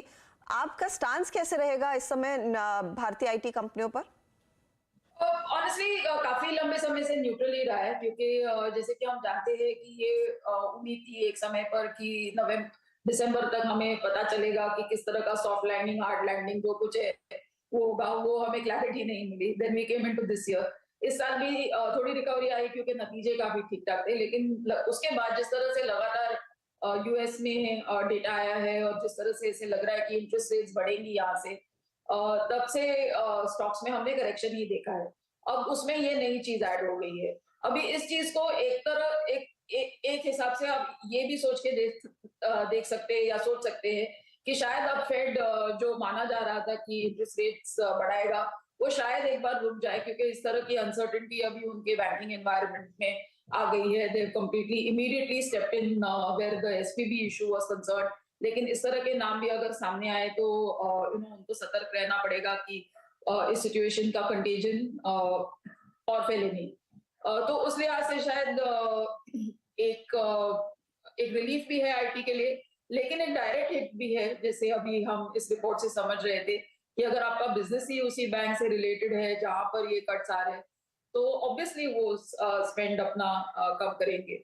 सो I think you need to be cautious as well as, I mean neutral तो थे ही, लेकिन अब थोड़ी कॉशियस रहने की भी जरूरत है। थोड़ा सा और सावधान रहना चाहिए। तो कोफोर्ज और एम्फोसिस और उनका एक्सपोजर कुछ बैंक्स पे है जहां पर हमने देखा है एटलीस्ट स्टॉक मार्केट वाइज काफी धुलाई उन स्टॉक्स की होती हुई दिखाई जरूर दी थी। चलिए, अब क्योंकि इस मुद्दे को हमने छेड़ा है, हम भारत का आईटी कनेक्शन जो सिलिकॉन वैली बैंक के कोलैप्स के बाद एक कंटेजन इफेक्ट का डर था उसकी बात कर रहे थे, लेकिन भारतीय इकोसिस्टम में भी काफी ज्यादा पैनिक है क्योंकि कई सारे स्टार्टअप्स का पैसा सिलिकॉन वैली बैंक में पार्क्ड है या फिर वहां से फ्लो करते हैं वीसीज के थ्रू। अब स्टार्टअप्स को मदद देने के लिए सरकार ने एक डिटेल में बैठक भी बुलाई। असीम मनचंदा इनफैक्ट इसके और डिटेल्स हमारे साथ शेयर करेंगे। राजीव चंद्रशेखर की दरअसल अगुवाई में यह बैठक हुई है। असीम, बताइए किन किन मुद्दों को रेज किया उन स्टार्टअप्स ने, कितने लोगों ने पार्टिसिपेट किया है और किसी तरह का क्या एक्शन प्लान बनाया जा रहा है? अगर मैं एनालिस्ट की बात करूं तो उनके मुताबिक जो एसवीबी का कोलैप्स हुआ उसके अंदर जो स्टार्टअप्स है उसका जो एक्सपोजर है वो $2.5 बिलियन से लेकर के $3 बिलियन का हो सकता है। तो बहुत सारी कंपनियां जिन्होंने कि अपना फंड वहां पर पार्क किया हुआ या फिर एसवीबी ने जिसने भारतीय स्टार्टअप्स के अंदर डायरेक्टली इन्वेस्ट किया या फिर किसी वीसीज के जरिए इन्वेस्ट किया है, तो उसको लेकर के काफी कंसर्न्स उठ गए हैं। तो आज जो आईटी मंत्री राजीव चंद्रशेखर है उन्होंने स्टार्टअप के साथ और वेंचर कैपिटलिस्ट के साथ एक मीटिंग भी बुलाई थी। करीबन 450 से ज्यादा एंटरप्रेन्योर्स और वेंचर कैपिटलिस्ट ने इस बैठक के अंदर हिस्सा लिया। डिस्कशन हुआ कि किस तरह से सारे स्ट्रॉन्ग से स्टार्टअप्स को बाहर निकाला जा सकता है, खासतौर पर कि अभी स्टार्टअप्स की जो दिक्कतें आ रही है कि वो फंड को किस तरह से भारतीय बैंकों के अंदर ट्रांसफर करें, खासतौर पर जो सिलिकॉन वैली बैंक फंड में उनका फंड जो डिपॉजिट है उसको भारतीय बैंकों में ट्रांसफर करना, इसको लेकर के चर्चा हुई। या फिर वहां पर जो डिपॉजिट है उसके अगेंस्ट में यहाँ पर इंडियन को किस तरह से, इंडियन स्टार्टअप को किस तरह से क्रेडिट दिया जाए, उसको लेकर के चर्चा हुई। और तीसरा सबसे बड़ा ये कि इनोवेटिव क्रेडिट लिंक प्रोडक्ट क्या स्टार्टअप्स को भारतीय बैंक ऑफर कर सकते हैं, तो उसको लेकर के फिलहाल अभी चर्चा हुई है। तो आगे चल करके सरकार इस पे एक ब्रेनस्टॉर्मिंग करके एक डिटेल प्लान बनाने की कोशिश करेगी, ताकि जो स्टार्टअप्स है उनको इस स्थिति से उबारा जाए। तो सरकार की यही कोशिश है कि आने वाले कुछ दिनों के अंदर एक बार असेसमेंट कर लिया जाए इसका, कि क्या क्या इसका इम्पैक्ट हो सकता है, और उसके बाद सरकार इसको लेकर के डिटेल प्लान बनाकर इसके ऊपर काम करने की शुरुआत करेगी। तो असीम, इस समय तो चर्चा वो उन ब्रिज लोन्स, पेरोल्स में जो एक्सपोजर था, वर्किंग कैपिटल की जो जरूरत है उस पर की होगी, लेकिन इस समय एक और बड़ा खतरा है इस इकोसिस्टम में कि पूरा जो फंड फ्लो है वो ड्राई आउट होता हुआ दिखाई देगा, क्योंकि कई सारे वीसीज सिलिकॉन वैली से एलपीज के थ्रू पैसा रेज करते हैं और वो पैसा फिर इवेंचुअली किसी भारतीय स्टार्टअप में आता है। उसके लिए क्या कोई लॉन्ग टर्म चर्चा की उम्मीद करनी चाहिए? क्या उस पर भी आज सवाल उठे थे क्या? अभी सरकार का देखना चाहिए, असेसमेंट करना चाहिए किस तरह से कितने स्टार्टअप्स को इसकी जरूरत है और किस तरह से इसको आगे लेकर के जाया जा सकता है। डिस्कशन काफी हुए, स्टार्टअप पे अपने पॉइंट्स रखे। उनका कहना था कि जो खासतौर पर जो फंड फ्लो आ रहा है उसको लेकर के काफी दिक्कतें आनी शुरू हो गई है, और फंड जो वीसीज थे उन्होंने पैसे की मांग करनी भी शुरू कर दी है। लेकिन सरकार इसका एक टोटल असेसमेंट लेना चाहती है पहले, तो सबसे असेसमेंट करके, सबसे डिस्कशन करके इस चर्चा को सरकार आगे बढ़ाएगी, एक डिटेल प्लान चेक आउट करेगी, ताकि जिस स्टार्टअप्स को जैसी मदद की जरूरत हो वैसी मदद उसको मुहैया कराई जाए। तो ये आज की सारा डिस्कशन में हुआ, और सरकार जल्दी इसको लेकर के डिटेल प्लान पर काम करने की शुरुआत कर सकती है। शुक्रिया असीम इस अपडेट के लिए। तो एक इनफैक्ट बड़ा मुद्दा है, और अनफॉर्चुनेटली अनलिस्टेड कंपनियों की दिक्कत है कि बड़े पैमाने पर जो फंड्स विदेशों से आता है, वेंचर कैपिटलिस्ट एंजल से आता है, वो एसवीबी बैंक के जरिए ही बड़े पैमाने पर चैनल हो रहा था, और वही बैंक ऑफ कोर्स दिक्कत में आ गया। वीरू, लकीली यहाँ पर लिस्टेड कंपनियों का इतना एक्सपोजर नहीं है, तो इक्विटी शेयर मार्केट में आप देखिएगा थोड़ी सी राहत की सांस है, लेकिन ऑफ कोर्स वो अनलिस्टेड स्पेस में बहुत ज्यादा पैनिक आजकल चल रहा है। वाकई हर्षिता, अगर आप देखें इस पर अगले आधे घंटे और बोल सकते हैं स्टार्टअप पे है Harshita, best topic for you. Yes, but अगर लिस्टेड स्पेस में भी कोई कंफर्ट नहीं है हर्षिता, अगर आप आईटी में है लिस्टेड स्पेस में भी कोई कंफर्ट नहीं है आईटी में। आप देखिए आपकी स्क्रीन पे 28,729 जहां से जर्नी स्टार्ट हुई थी 2 महीने पहले, 3 महीने पहले, ये कॉन्फिडेंस मेरे ख्याल से हर्षिता आईटी में भी नहीं बन पाएगा। जो कोलैप्स हुआ है और यूएस में जिस प्रकार बैंक्स बिहेव कर रहे हैं, अभी आईटी का अभी तक तो बाजार सेंस करने की कोशिश कर रहा था कि टर्मिनल रेट क्या है क्या नहीं है, लेकिन अब तो गाड़ी दूसरी तरफ मुड़ गई है। दिक्कत है ये बैंक्स। अगर एक दो और बैंक्स और कुछ बड़े बैंकों के लिए परेशानी ओवरनाइट फिर उभर कर आती है, तो फिर निफ्टी आईटी की हालत मेरे ख्याल में और भी खराब होती हुई दिखाई देगी। हाँ जी, निफ्टी आईटी आपकी स्क्रीन पे अभी भी याद रखिएगा, ये जो आज की कैंडल है ना, ये मैं पॉइंट्स के लिहाज से कह सकता हूं कि ये वर्स्ट कैंडल है पोस्ट 9 दिसंबर। 9 दिसंबर के बाद ये इंट्राडे में सबसे बड़ा पेन देखा है निफ्टी आईटी ने। खैर अब एक काम करते हैं, निफ्टी अभी भी अगर देखिए डेलो की ट्रैजेक्टरी के आसपास ट्रेड कर रहा है। यहाँ पे 4 का चौका की शुरुआत करते हैं और 4 ट्रेड्स आपकी स्क्रीन पे आएंगे, एक एक करके वो ट्रेड्स लेना शुरू करते हैं। पहला ट्रेड आएगा मानस जायसवाल से, सस्ता ऑप्शन। मानस क्या पिक कर रहे हैं बताइए। देखिए वोल्टास पे बिकवाली करने की राय रहेगी। यहाँ पर वोल्टास ने 20 डे मूविंग एवरेज ब्रीच किया है, लोअर टॉप लोअर बॉटम का ट्रेंड है, एक फ्रेश ब्रेकडाउन 868 के नीचे देखने को मिला है, तो ऑप्शन खरीदेंगे। पुट ऑप्शन लेंगे 860 वाला, 17 रुपए 90 पैसे के आसपास ट्रेड हो रहा है, वहां पर खरीदारी करेंगे। 13 रुपए का स्टॉप लॉस लगाना है और 30 रुपए के टारगेट सेट करने हैं। तो वोल्टास का 860 का पुट ऑप्शन लेना है, 13 रुपए के स्टॉप लॉस से 30 रुपए के टारगेट के। जी हाँ, वोल्टास में सुबह इनफैक्ट देख भी रहा था, और जब मुझे याद है राजेश जी ने सेल कॉल दिया था हेवल्स पे, उस वक्त तक ये बहुत शानदार शॉट बन रहा था वोल्टास पे, क्योंकि उस वक्त वोल्टास अपना 20 day exponential moving average just wallet करके आगे बढ़ने की कोशिश ही कर रहा था। तो वोल्टास आपकी स्क्रीन पर आप देखिए मानस का ट्रेड सस्ता ऑप्शन 1820 पे आप देख सकते, पुट लेना है 860 की स्ट्राइक का। 860 याद रखिएगा is exactly 100-day exponential moving average for Voltas. आगे बढ़ते हैं, चलते हैं श्रीकांत जी के पास। श्रीकांत जी देंगे आज का एफएनओ सुपरस्टार। श्रीकांत क्या पिक कर रहे हैं आप? तो वीरेंद्र देखिए, वैसे कई सारे स्टॉक अपने इंपॉर्टेंट लेवल्स को तोड़ चुके हैं और शायद मुझे लगता है थोड़ा और भी करेक्शन बढ़ सकता है, लेकिन एट द सेम टाइम मुझे लगता है कि हम लोग काफी क्रूशियल लेवल्स के आसपास है, तो यहाँ पे एक रिबाउंड अगर बनेगा तो वो भी साइजेबल रिबाउंड बन सकता है। तो करंट लेवल से मुझे लगता है कि शायद लॉन्ग के कोई अगर ट्रेड्स लेते हैं तो ज्यादा फायदेमंद हो सकता है। महिंद्रा एंड महिंद्रा फाइनेंस को लॉन्ग करना चाहिए, जो 240-245 के रेंज में ट्रेड कर रहा है। हमें लगता है कि ये स्टॉक यहाँ से एक बार 260-265 के लेवल्स दिखा सकता है अगर मार्केट में शॉर्ट कवरिंग बनती है तो। वैसे भी देखा जाए तो इसका करेक्टिव पैटर्न अगर आप देखेंगे वीरेंद्र, तो इसने ऑलमोस्ट कंप्लीट कर लिया है। 235 के करीब इसने काफी बड़ा वक्त निकाला था और आज ओपन इंटरेस्ट भी बढ़ा हुआ है।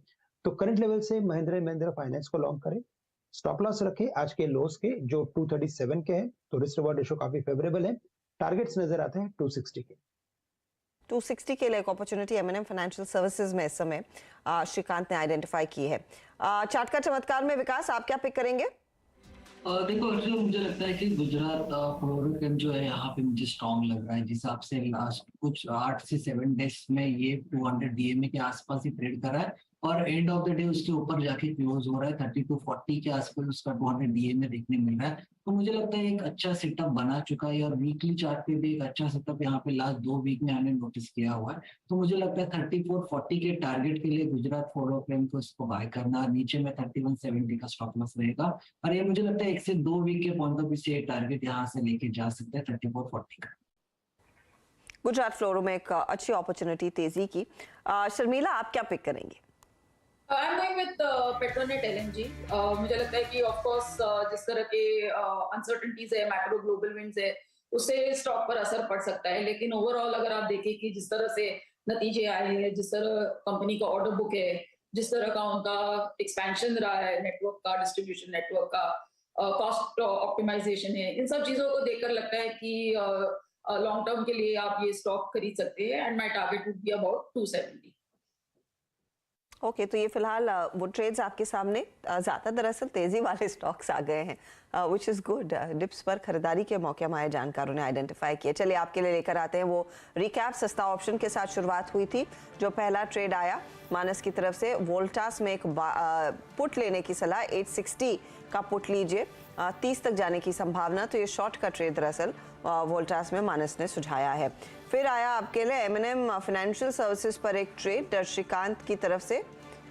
ये 260 के टारगेट के लिए मौका तेजी करने का, 237 स्टॉप लॉस है। विकास सालुंके ने दिया गुजरात फ्लोरो, एक बाय साइड का ही ट्रेड है, 3440 के लिए एक मौका खरीदारी का लेकर चलें।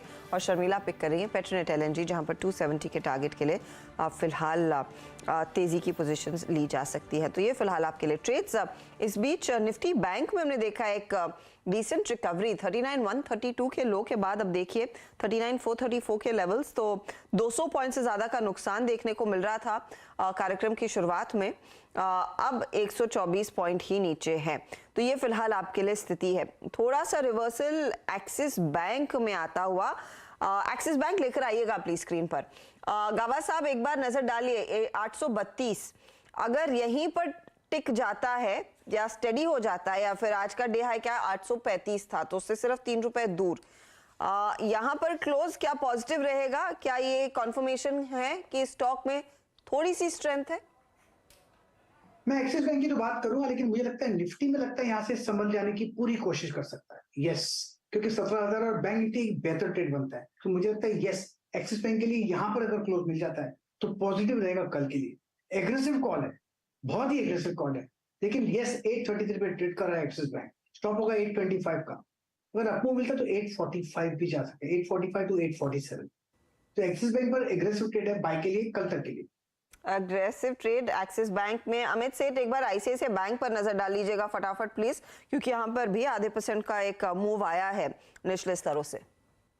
जी डेफिनेटली हर्षवर्धन, नीचे की शैडोज काफी अच्छी हैं और जिस हिसाब से मोमेंटम देख रहे हैं, अगर ये सस्टेन करता है तो आज का लो कोई अगर हम स्टॉप लॉस मान के इसमें चलेंगे 818 का, तो मुझे लगता है कि कम से कम 200 एमआर जो कि लगभग 850 के आसपास है, वहां पे हम पुल बैक जरूर देख सकते हैं। लेकिन आज का लो जो 818 है उसी को हम स्ट्रिक्ट स्टॉप लॉस लेके चलेंगे।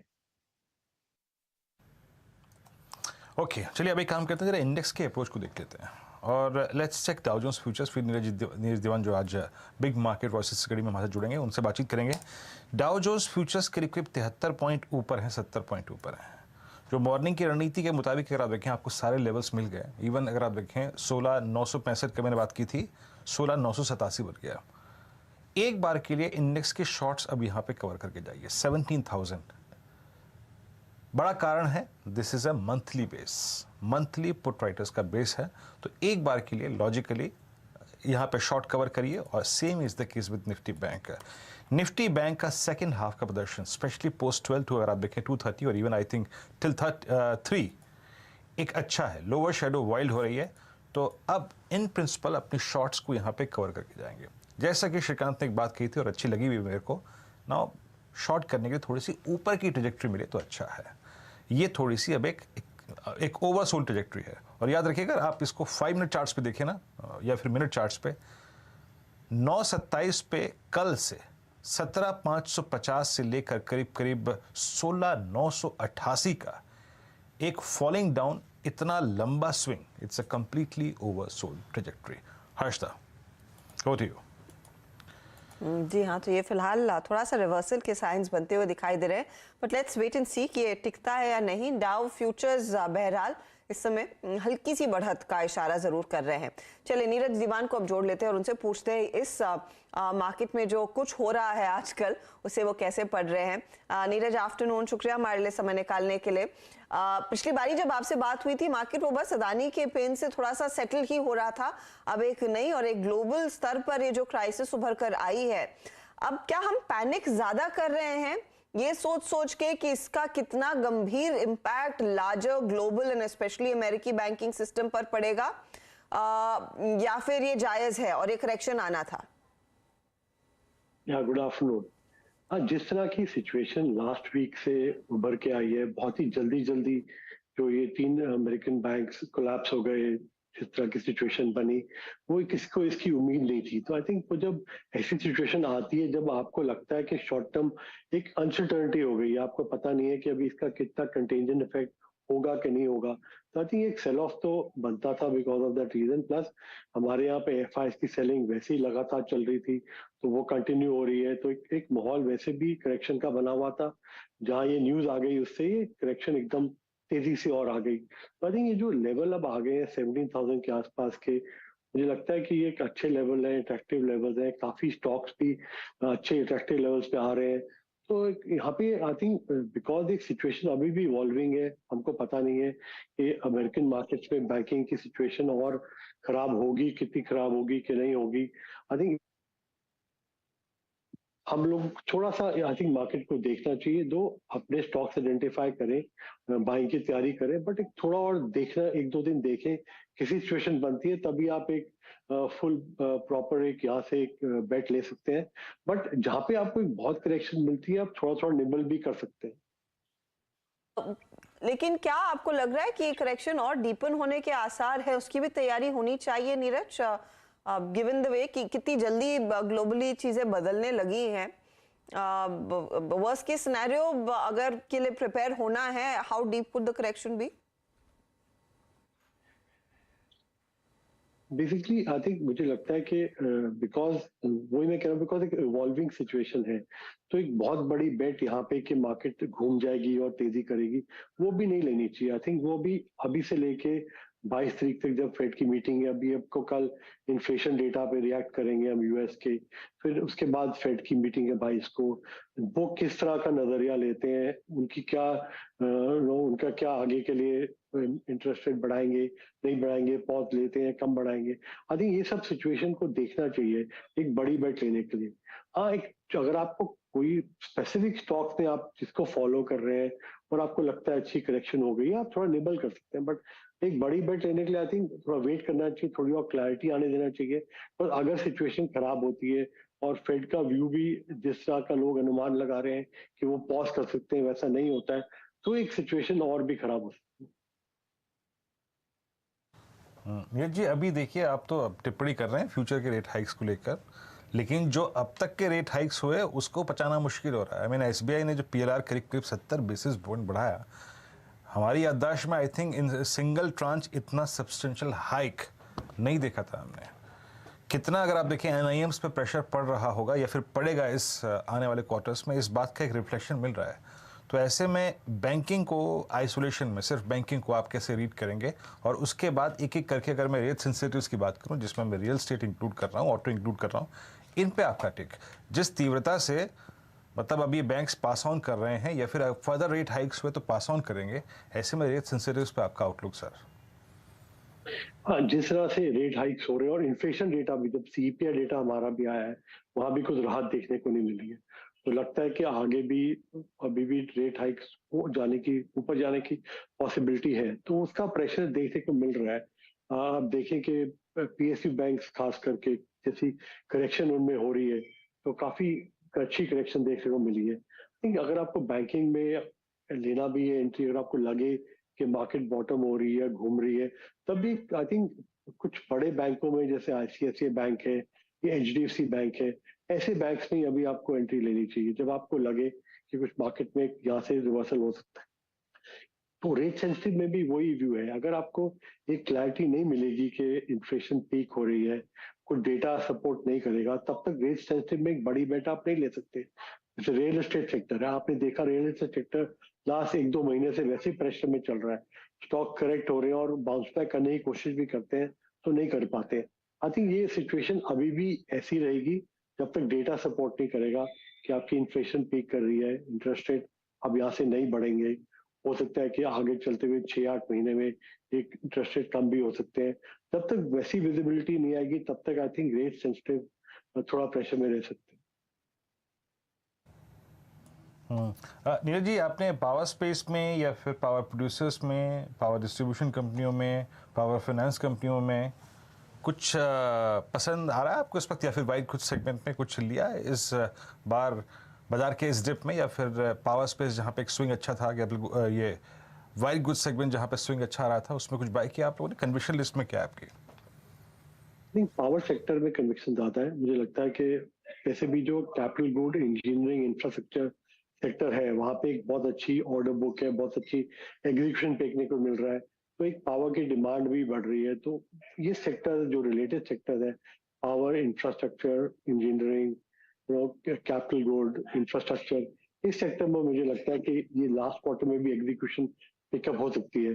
तो इनके ऑर्डर बुक इतनी स्ट्रांग है कि वो हमेशा आपने देखा है कि लास्ट क्वार्टर में एकदम चंकी एकदम रेवेन्यू आता है। तो इस सेक्टर में आई थिंक अभी मुझे लगता है कि डिप के अंदर आदमी को खरीदारी करनी चाहिए। में अपॉर्चुनिटीज ढूंढने की बात कर रहे हैं, लेकिन नीरज, क्या आईटी में वो अपॉर्चुनिटी है इस समय इस न्यूज फ्लो के बीच, क्योंकि इस पॉकेट में ज्यादा कंसर्न्स अब उभरने लगे हैं? आईटी में कंसर्न बहुत है, जो अभी भी क्लैरिटी नहीं आ रही है कि कैसे सिचुएशन आगे बनेगी, बट वहां पे भी आपको एक स्टॉक स्पेसिफिक व्यू आप ले सकते हैं। आपने पहले भी देखा था जब ये इन्फ्लेशन की बात, इंटरेस्ट रेट तेजी से बढ़ने शुरू हुए थे यूएस में, तब इन्फोसिस 1400 नीचे आया था, आई थिंक 1380-90 के रेट के आसपास आया था। उसके बाद एक स्ट्रॉन्ग बाउंस बैक देखने को मिला बिकॉज एक वैल्यूएशन सपोर्ट मिली उसके अंदर कि वैल्यूएशन अट्रैक्टिव हो गई है। आई थिंक वैसी सिचुएशन अभी भी आप स्टॉक स्पेसिफिक व्यू ले सकते हैं। अगर आपको इन्फोसिस जैसा शेयर 1380-90 इस रेट के आसपास मिलता है तो आई थिंक एक आप कॉन्ट्रा बेट उस वक्त ले सकते हैं। और कुछ मिड कैप आईटी स्पेस में भी अगर आपको वैल्यूएशन वाइज कुछ अट्रैक्टिव मिलता है तो एक कॉन्ट्रा बेट जरूर ले सकते हैं, बिकॉज ये लॉन्ग टर्म के लिए अच्छी कंपनीज है। इन्होंने बार बार प्रूव किया है कि इनकी बैलेंस शीट बहुत स्ट्रांग है, मार्जिन बहुत स्ट्रांग है, ये बार बार एकदम बाउंस बैक करते हैं। तो उस लिहाज से वैल्यूएशन देख के आपको जरूर एक कॉन्ट्रा बेट वहां भी लेनी चाहिए। नीरज, बहुत बहुत शुक्रिया हमारे लिए समय निकालने के लिए। तो पावर शायद एक बेहतर सेक्टर रहेगा इस समय, और डिप्स में बैंकों में खरीदारी की पोजीशंस ली जा सकती है। लेकिन आज मार्केट का ओवरऑल मूड जो है वो काफ़ी नरम हुआ है। हाउएवर डे लो से आप देखिए कोशिश तो की जा रही थी दूरी बनाने की, अब हम फिर से 17,025 पर आ गए हैं, 128 पॉइंट नीचे निफ्टी में। यतिन को अब जोड़ लेते हैं और जायजा लेते हैं कि डीलिंग रूम में आज के दिन इस वॉलेटाइल सेशन में किन स्टॉक्स पर सबसे ज्यादा फोकस आया है। यतिन बताएं। Good afternoon Arshada. देखिए जो दो स्टॉक्स आज डीलिंग रूम्स बता रहे हैं उनमें से सबसे पहले है इंटेलेक्ट डिज़ाइन। कंपनी जो है काफ़ी सारे बैंक्स के लिए सॉफ्टवेयर डिज़ाइन करती है और ख़ास करके जो यूएस में और यूरोप में जिस हिसाब से छोटे छोटे बैंकों को दिक्कत आ रही है, एक बड़ा क्लाइंटल इनका इम्पैक्ट हो सकता है, ऐसा एनालिस्ट और जो ट्रेडर्स हैं उनका कहना है। ऑब्वियसली कंपनी ने ये क्लैरिटी नहीं दी है कि कौन से बैंकों में इनका क्लाइंट एक्सपोजर है और किस हिसाब से वो अपने क्लाइंट्स के साथ बातचीत कर रहे हैं ऐसे वॉलेटाइल समय में। लेकिन हाँ, ओपन इंटरेस्ट में लगभग 14% की ज़बरदस्त वृद्धि आपको दिखाई दे रही है और यहाँ फ्रेश शॉर्ट पोजीशंस आज की डेट में भी आपको बनते हुए दिखाई दे रहे हैं। पिछले 2-3 दिनों से स्टॉक प्रेशर में है और डीलर्स को लगता है कि फर्दर इस स्टॉक में 4 से 5% की डाउनसाइड रह सकती है, इसीलिए वहाँ एक एसटीबीटी की रणनीति और शॉर्ट की रणनीति अपने क्लाइंट्स को सुझा रहे हैं। इंटेलेक्ट के अलावा एबी कैपिटल, ये एक स्टॉक है जो एचएनआई फेवरेट था, मोमेंटम में था, लेकिन थोड़ी बहुत अनवाइंडिंग मार्केट प्रेशर की वजह से यहाँ देखने को मिल रही है। लॉन्ग अनवाइंडिंग हुई है और डीलर्स को लगता है पोजिशनली स्टॉक में शायद 4 से 5% की डाउनसाइड आपको देखने को मिले और एचएनआईज यहाँ खास करके अपनी पोजीशंस अनवाइंड कर रहे हैं। तो दोनों ही आदित्य बिरला कैपिटल और इंटेलेक्ट डिज़ाइन, ये दोनों पे ही डीलर्स आज शॉर्ट पोजीशन लेके चल रहे हैं। Okay, short Aditya Birla capital, intellect design, ये दो अगर आप देखें शॉर्ट के कैंडिडेट्स, इन चार्ट्स को डिस्कस कर चुके हैं इस कार्यक्रम में। इनफैक्ट यदि बहुत बहुत शुक्रिया ये दोनों अगर आप देखें डीलर्स के एक्सपेक्टेशन वाले स्टॉक समझाने के लिए, बताने के लिए। अब एक काम करते हैं, डाउ जोन्स फ्यूचर्स लेके आइए, एक बार फिर से इसको देखते हैं। डाउ जोन्स फ्यूचर्स आपकी स्क्रीन पे 94 point up, yes, at 32149। Nifty at 17,037। Nifty bank क्या कर रहा है? निफ्टी बैंक का क्लोज याद रखिएगा, शायद आपको इन टर्म्स ऑफ पॉइंट्स बहुत ना खल रहा हो, लेकिन मेरे को बहुत खल रहा है क्योंकि ये वीकली चार्ट पे वो लेवल है जो वॉलेट होके जा रहा है और वो है करीब 39,600 का, that is 50 week exponential average. Minus ये क्लोजिंग हर लिहाज से काफ़ी ख़राब है और डाउ जोन्स फ्यूचर्स 90 पॉइंट ऊपर है। आई थिंक उसका शायद क्या इम्पैक्ट होगा वो कल रात को मालूम चलेगा, लेकिन स्ट्रक्चर पे फोकस करते हुए, हमारे स्टैट्स को फोकस करते हुए, कॉल राइटर्स के कन्विक्शन को फोकस करते हुए, आपका कल का ट्रेड क्या रहेगा? देखिए, कल का ट्रेड भी बिकवाली करने का ही ट्रेड रहेगा, तो एसटीबीटी करेंगे। ग्लेनमार्क पे बिकवाली करने की राय रहेगी। ग्लेनमार्क ने अभी कुछ दिन पहले एक पुल बैक दिखाया, लेकिन स्टॉक ऊपर सस्टेन नहीं हो पाया। आज फाइनली वापस 200 दिनों के 100 दिनों के और 50 मूविंग एवरेज तीनों एवरेज एक दिन में ब्रेक हो गए हैं। तीनों एवरेज के नीचे ग्लेनमार्क फिसला है, वॉल्यूम देखने को मिले हैं, तो बिकवाली करने की सलाह रहेगी। तो फ्यूचर में अगर आप बिकवाली कर रहे हैं तो 418 रुपए के भाव चल रहे हैं, 426 रुपए के स्टॉप लॉस से बिकवाली करनी है। 400 रुपए तक के टारगेट्स आपको ग्लेनमार्क में देखने को मिल सकते हैं और 410 का पुट ऑप्शन भी ले सकते हैं। 6-7 रुपए के आसपास ट्रेड हो रहा है, यहाँ पर आप 3 रुपए 30 पैसे के स्टॉप लॉस से खरीदारी करिए 15 रुपए के टारगेट के। ओके, तो ये फिलहाल ग्लेनमार्क पर एक सेल साइड का ट्रेड आता हुआ। गावा साहब, आपका ट्रेड क्या होगा? मुझे लगता है कि बजाज फाइनेंस वीक नजर आते हैं, मुझे काफी वीकनेस है और ये कंटिन्यू होनी चाहिए। ट्रेड कर रहा है 5725 के आसपास, स्टॉप होगा 5760। पॉसिबल है कि 5700 और इसके लोअर लेवल करीब 5700 ब्रिज कर सकता है Bajaj finance week. Bajaj finance में भी एक सेल साइड का ट्रेड। विकास, आपका trade? I beg your pardon, Shrikant, आपका ट्रेड? बिल्कुल, तो देखिए यहाँ पे बार बार मार्केट 17,000 के करीब जा रहा है और वहां से ही हमें एक रिवर्सल देखने मिल रहा है। साथ ही साथ अगर देखें तो इस लेवल पे जो पुट ऑप्शंस बने हैं 17,000 के करीब के, वो इंटैक्ट है। तो समाव मुझे लग रहा है कि 17,000 के आसपास से शायद एक रिकवरी बनेगी और इसी वजह से लगता है कि एचडीएफसी बैंक ये एक स्टॉक ऐसा है कि जिससे लॉन्ग करके चल सकते हैं। करंट लेवल्स काफी अट्रैक्टिव लेवल्स है क्योंकि कई बार 1560-65 में इसने सपोर्ट लेने के बाद एक अच्छा रिबाउंड बनाया है। तो करंट लेवल से अगर एचडीएफसी बैंक लॉन्ग करते हैं तो स्टॉप लॉस रखे 1550 का, 15 से 16 रुपए का स्टॉप लॉस है। टारगेट्स नजर आते हैं 1600-1620 के वाला ट्रेड है। तेजी करके जाएं, 1620 के टारगेट के लिए एक अपॉर्चुनिटी यहाँ पर बाय करने की सलाह। अमित, आप क्या करेंगे, एसटीबीटी या बीटीएसटी? अच्छा, मैं BTST करूंगा। मैं यूनाइटेड स्पिरिट्स लेके जाऊंगा। इस पे मैं पिछले 2 दिनों से ही बुलिश हूं। इनफैक्ट स्ट्रक्चर काफी पॉजिटिव है। स्टॉक ने आज अपना 20 डेमा भी क्रॉस कर लिया और नीचे के लेवल में एग्जॉशन है और वहां से स्टॉक रिबाउंड कर रहा है। 768 का प्राइस है। इसे लॉन्ग करे फॉर अ टारगेट ऑफ 784 और स्टॉप लॉस रहेगा 759 का।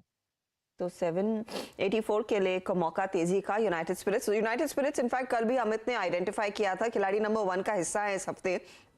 और आज सुबह ये यूबीएल की बात कर रहे थे। दोनों स्टॉक्स में अच्छा मोमेंटम है। अच्छा, एक स्टॉक आपकी स्क्रीन पर लेकर आते हैं जहां पर रिवर्सल आया है। LNT फटाफट से लाइएगा। या पॉजिटिव टेरिटरी में करीब आधे % के गेन्स पर ट्रेड करता हुआ। आज लो था 2134 का, 2171 का हाई फिर छुआ और अब बीचों बीच 2146 के लेवल्स पर कारोबार कर रहा है। श्रीकांत, ये अगर 2150 के आसपास या फिर इन्हीं लेवल्स पर क्लोज दिखाता है, फिर कल के लिए क्या स्थिति उभरेगी LNT? बिल्कुल। तो अगर LNT के चार्ट को अगर काफी क्लोजली देखते हैं तो मुझे लगता है कि इसमें एक सिमेट्रिकल ट्रायंगल फॉर्मेशन बना है और हायर लेवल्स पे नो डाउट काफी सारा सेलिंग प्रेशर दिख रहा है, क्योंकि 2180 2170 के करीब इसने मल्टीपल शैडोज बनाए हैं, जिसका इंडिकेशन यही होता है कि जैसे इसमें बाउंस आता है कोई इसमें उतना ही प्रॉफिट बुकिंग करता है या तो सेलिंग प्रेशर बना रहा है। तो हमें लगता है कि शायद ये स्टॉक थोड़ा और वीक हो सकता है आने वाले दिनों में। अगर कोई रिबाउंड अगर यहाँ से मिलता है तो 2170-75 के करीब शॉर्ट की पोजीशंस बनाए, टारगेट्स रखे 2080 2050। तो यहाँ पर क्लियरली इतना कन्विंसिंग मूव नहीं दिख रहा है। अच्छा, US सेल जिसकी बात हुई थी उसमें एक अच्छा खासा मूव देखने को मिल रहा है। ओपन इंटरेस्ट एडिशन अच्छा स्ट्रॉन्ग है। M&M फाइनेंशियल पर एक बाय कॉल आया था कुछ देर पहले, वो भी एक तेजी का ही ट्रेड साबित होता हुआ दिखाई दे रहा है। एक बार जाते जाते लेकर आइएगा ट्रेंड का चार्ट, क्योंकि यहाँ पर भी इस हफ्ते की शुरुआत में मुझे याद है कल या परसों यानी कि फ्राइडे को ट्रेंड पर कुछ जानकार बाय साइड का ट्रेड दे रहे थे। मानस, ट्रेंड क्या सिग्नल दे रहा है? ये टिकेगा क्या इस तरह की मुनाफा वसूली के बीच ऊपर? देखिए, पॉजिटिव ये है कि स्टॉक लगातार अपने 200 मूविंग एवरेज पे सपोर्ट ले रहा है। आज मॉर्निंग में गिरावट देखने को मिली, लेकिन स्टॉक 200 मूविंग एवरेज के नीचे नहीं गया और अब जब रिकवरी देखने को मिल रही है तो उसने 100 मूविंग एवरेज फिर से रिगेन कर लिए हैं। तो मेरा समझना है कि यहाँ पर एक मूव बन सकता है जहां पर आपको 1375 तक के टारगेट देखने को मिल सकते हैं। तो बिल्कुल खरीदारी करनी है। 1319 का स्टॉप लॉस लगाइए, करंट लेवल्स पे खरीदारी करिए 1375 1385 तक के टारगेट के लिए। फिलहाल आपके लिए एक मौका है तेजी का ट्रेड लेने का, उसी साइड आप बैठेंगे। पेट्रोनेट LNG शर्मिला ने दिया था ये मिड कैप फंडा के तौर पर। अमित, चार्टिकली बताइए कल क्या स्तर देखने को मिलेंगे? कंसिडरिंग OI एडिशन मजबूत है, 5% ओपन इंटरेस्ट बढ़ा हुआ है, आज 1.5% ऊपर स्टॉक। जी Harshita, one of the strongest stocks है। काफी अच्छा इसमें स्ट्रेंथ हमें नजर आ रही है। अगर इसका वीकली स्ट्रक्चर भी देखें तो काफी एक अच्छा इसमें एक ब्रेकआउट इन प्लेस है, लगभग 200 इन्हीं लेवल्स के आसपास 228। तो स्ट्रेंथ मुझे नजर आ रही है। इमीडिएट शॉर्ट टर्म ट्रेडिंग के लिहाज से 226 का स्टॉप लॉस रखेंगे और लगभग 235 रुपए के टारगेट्स रहेंगे पेट्रोनेट LNG में। ओके, चलिए अब एक काम करते हैं। यहाँ पे ट्रेड सारे पूरे हो गए मोरलेस और कल के लिए व्यूज जो थे वो मैंने अपनी इंडस्ट्रीज पे व्यू शेयर कर ही लिए थे आपसे। Neutral, go neutral, short cover at exactly 17,000 और करीब 39,350 39,400 की ट्रैजेक्टरी में ऑन निफ्टी बैंक। अब एक काम करते हैं, जरा थोड़े स्टैट्स को देखते हैं। लॉन्ग इट्स 66 लॉन्ग्स टू लगभग शॉर्ट कवरिंग, यानी कुल मिला के अगर आप देखें आंकड़ा है 88 का। देखते हैं ये 88 लॉन्ग्स कहाँ पर है। GMR एयरपोर्ट, जी एंटरटेनमेंट, USL का ट्रेड बेहद शानदार है। आज सुबह से आप देखें प्रकाश सर का ट्रेड था। मैंने फाइनेंशियल IEX में मूव था। PVR प्रकाश सर ने भी पिक किया कुछ देर पहले और NMDC कॉनकॉर चंबल फर्टिलाइजर्स में याद रखिएगा और इंडिया मार्ट में आज शॉर्ट कवरिंग विजिबल थी। शॉर्ट का आंकड़ा 80 का, still that figure is bigger than longs. और अगर आप कंसोलिडेटेड फिगर्स देखें तो 103 में लॉन्ग अनवाइंडिंग प्लस शॉर्ट है। अदानी इंटरप्राइजेस और अंबुजा सीमेंट्स, बंधन bank, intellect design, AB fashion. In fact AB fashion और इंटेलेक्ट डिज़ाइन ये तीन मेंशन भी किए थे शॉर्ट साइड पे डीलर्स के एक्सपेक्टेशन में। बाकी लॉन्ग अनवाइंडिंग में बलरामपुर चीनी, टेक महिंद्रा आज सिंक हुआ तहजीब से। कल के अगर आप देखें एक स्ट्रॉन्ग पुल बैक के बाद लीडरशिप चेंज की न्यूज़ के बाद ONGC, PFC और फर्स्ट सोर्स अगर आप देखें तो यहाँ पे और कुछ काउंटर्स जहाँ पे आज लॉन्ग अनवाइंडिंग हुई। एक बार जरा सेक्टोरियल मैप देखता हूँ, सेक्टोरियल आधार पर क्या हुआ। अगर आज आप पूरे OI एडिशंस को देखें, अगर मैं इंडेक्स को बाइफरकेट कर दूं, यहां से इंडेक्स निकाल दूं, तो सबसे बड़ा OI एडिशन था टेक्सटाइल स्पेस में मेरे स्क्रीन पे। ABFRL में आज सबसे ज्यादा शॉर्टिंग हुई है। एक बार चार्ट स्क्रीन पे लेके आइएगा। ये शॉर्टिंग जब हो रही थी तो किस व्यू से हो रही थी? आदित्य बिरला स्क्रीन पे रखिएगा। करीब करीब ये 218 पे जाके क्लोज होने की तैयारी करता हुआ, और यस, ये क्लोज याद रखिएगा 12 अक्टूबर 2021 के बाद का सबसे लोवेस्ट ट्रैजेक्टरी के जोन में क्लोज आया है। दैट मीन्स अगर मैं मान के चलूं तो यस, 12 अक्टूबर को जब ये ब्रेकआउट आया था तो 217 से स्टॉक लगभग 380 हो गया था। Collapse, complete collapse. टॉप अगर आप देखें OI गेनर्स की श्रेणी में शामिल है ये टेक्सटाइल स्पेस में ABRFL। बैंकिंग में नहीं, उसके बाद हुई ये टेक्नोलॉजी स्पेस में सबसे बड़ी शॉर्टिंग हुई कोफोर्ज में, देन इंटेलेक्ट डिजाइन में, एम्फोसिस में, मिड कैप IT में, परसिस्टेंट में, और TCS अगर आप देखें लार्ज कैप IT में आज अपने साथ सबसे ज़्यादा शॉर्ट पोजीशंस कैरी करके जा रहा है। तो IT का हाल बुरा है, और IT का जो ब्रेकडाउन है वो काफ़ी अगर आप देखें पेनफुल रहा आज के लिए। निफ्टी IT का क्लोज काफ़ी खराब है। और थर्ड पायदान पे आता है वो है बैंकिंग में बंधन बैंक, RBL बैंक, उसके बाद स्टेट बैंक ऑफ इंडिया, उसके बाद अगर आप देखें तो AU स्मॉल फाइनेंस बैंक, इन सभी में काफ़ी शॉर्टिंग हुई। लेट्स चेक SBI वंस, उसके बाद मैं फिर लौटूंगा इस शीट पे एक बार फिर से। SBI क्या कर रहा था, क्योंकि देखिए एक तो बाजार में खुद प्रेशर, बैंकिंग में खुद प्रेशर, और अदानी ग्रुप के स्टॉक्स पे अगर आप देखें काफ़ी प्रेशर में थे। SBI आज 524 पे क्लोज हुआ। So technically again a close below all moving averages. Weekly पे क्या किया? यस, वीकली पे इसकी पिक्चर काफ़ी ख़राब है। श्रीकांत, SBI पे आपका टेक क्या है? अब फाइनली अगर ये 3 मार्च वाली कैंडल का लो जो कि करीब 518 है, वो अगर ब्रीच कर दे तो इसका प्रोजेक्शन क्या बैठेगा ट्रेड के पर्सपेक्टिव से? बिल्कुल, तो देखिए यहाँ पे एक बड़े फॉल के बाद एक साइडवेज पैटर्न बना हुआ है वीरेंद्र, और ये इंडिकेट करता है कि ये कंटिन्यूएशन पैटर्न है, और ट्रेंड लाइन के काफी नजदीक आके उसी लेवल्स के आसपास मल्टीपल सपोर्ट्स ले रहा है।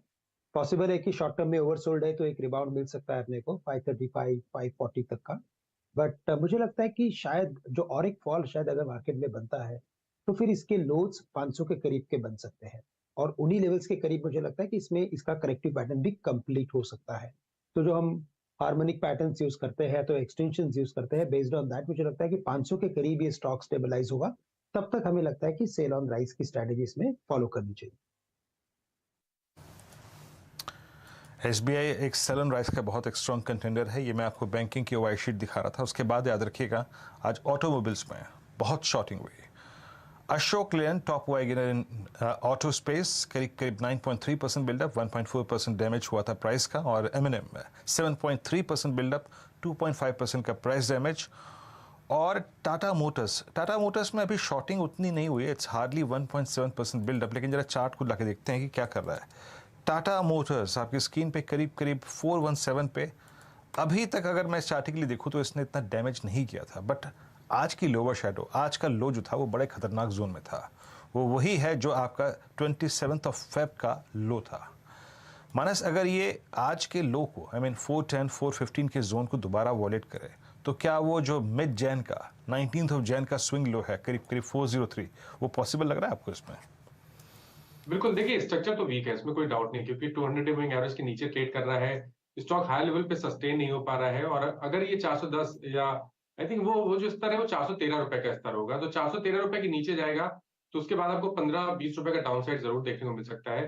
तो उसके नीचे मंदी करेंगे, और अगर 413 के नीचे जाएगा तो मंदी करिए 420 के स्टॉप लॉस से, और फिर टारगेट आप 395 तक के भी सेट कर सकते हैं। में ये फिलहाल ट्रेड एक बार कुछ इंटरेस्टिंग स्टॉक्स जहां पर OI एडिशन साइजेबल है लेकिन प्राइस एक्शन ज्यादा कुछ बढ़ा नहीं। कुछ देर पहले हम USL की M&M फाइनेंशियल की बात कर रहे थे। जाते जाते एक बार कमेंट्स पर व्यू देंगे क्या आप श्रीकांत प्लीज, क्योंकि इसमें 1690 के आसपास क्लोज आ रहा है जो रफली डे हाई के करीब ही है। अच्छा खींचा है इसको ऊपर की तरफ, और 9% का OI एडिशन भी देखने को मिला है। बिल्कुल, इनफैक्ट अर्शद, अगर आप इस पर्टिकुलर प्राइस पैटर्न को देखते हैं या तो इस पर्टिकुलर स्टॉक के अगर ओवरऑल एक लॉन्गर पैटर्न को देखते हैं तो क्लियरली समझ में आता है कि इसमें हायर टॉप हायर बॉटम की सीरीज बनी है। और बड़े वॉल्यूम के साथ जो इसमें एक ब्रेकआउट आना चाहिए था वो आने के बाद वापस लोअर वॉल्यूम्स के साथ ये न्यू हाइज बनाते जा रहा है। दैट मीन्स कि यहाँ पे सेलिंग प्रेशर नहीं है लेकिन बाइंग प्रेशर कंसिस्टेंटली बना हुआ है और हमें लगता है कि शायद ये स्टॉक कम से कम 1740 1750 के लेवल्स शॉर्ट टर्म में दिखा सकता है और अगर यहाँ से कोई भी करेक्शन अगर आता है तो वापस 1620 1630 के करीब एक अच्छा बाइंग जोन भी बनेगा। तो करंट लेवल से भी मुझे लगता है कि अगर कोई लॉन्ग की पोजीशन है तो बिल्कुल इसमें बने रहे। टारगेट 1750 के नजर आते हैं। 1750 के टारगेट्स के लिए अभी भी मौका है कमेंस में ट्रेड लेने का। अच्छा, गाबा साहब का एक ट्रेड था पीवीआर जो इन्होंने कार्यक्रम की शुरुआत में दिया, 2.5% ऊपर बंद होता हुआ दिखाई देगा 1536 के आसपास, जो रफली डे हाई के करीब ही वो काउंटर फ्यूचर्स में एटलीस्ट ट्रेड कर रहा है। फ्यूचर्स में एक और स्टॉक गाबा साहब मैं आपसे राय लेना चाहूंगी, डीएलएफ। इसका जिक्र वीरू कर रहे थे जब वो एसबीआई का रेट हाइक का डेवलपमेंट आया, लेकिन 348 के लेवल्स पर आपकी क्या सलाह होगी, क्या किया जाए स्टॉक में? अच्छा वॉल्यूम एक्शन, 2-2.5% का ओआई एडिशन, आज के लो से बहुत तगड़ा रिवर्सल, और रिवर्सल भी अच्छी जगह से, ये बात अच्छी है डीएलएफ की। रिबाउंड कह सकते हैं इसको, ट्रेड करा है 347 के आसपास, अपमूव मिलना चाहिए। 355 का टारगेट है डीएलएफ का, मेरे ख्याल से वो कल तक हो सकता है। स्टॉप होगा टाइट और वो होगा करीब 344 का, बस। डीएलएफ एक बाय बनता है, एग्रेसिव कॉल है, लेकिन ये लगता है आपको मिलना चाहिए। डीएलएफ आपकी स्क्रीन पे 348 पे। एक काम करते हैं, एक दो स्टॉक्स में और मार्क कर देता हूं जो कि कल के प्रोस्पेक्टिव से अगर आप देखें काफी महत्वपूर्ण है। केमिकल में आज सबसे ज्यादा लॉन्ग्स विजिबल थे, एक एक करके स्टॉक्स लेके आइएगा। चंबल, हालांकि चंबल में थी short covering. Coromandel 4.7% OI buildup, करीब 0.7% का प्राइस अप्रिशिएशन। दीपक नाइट्राइट जिसका विकास ने जिक्र किया था 1.4% अप, 1.7% बिल्डअप। जीएनएफसी में शॉर्ट कवरिंग थी, नवीन फ्लोरिन में short covering, sorry fresh buying थी, और पीआई इंडस्ट्रीज में आप देखें फ्रेश बाइंग थी, रेन में शॉर्ट कवरिंग थी, और टाटा केमिकल करीब करीब आज 0.5% ऊपर रहा। पॉसिबली ये मैं आखिरी चार्ट चेक लेने जा रहा हूँ और इसमें भी टाटा केमिकल को मैं मार्क करना चाहता हूँ, क्योंकि सबसे अगर आप देखें टेक्निकली स्टेबल और आई थिंक चेस करने लायक स्टॉक अगर आप देखें यही था। बट क्या डेली चार्ट्स पे इसके प्लेसमेंट अच्छी है? No, not exactly. I think मैं इसे कह सकता हूँ कि इट्स थोड़ी बहुत लोअर लेवल से अगर आप देखें रिकवरी थी मिड सेशन में, लगभग 10.59 के आसपास एक पुल बैक है, लेकिन डेली पर प्लेसमेंट बहुत अच्छी नहीं है।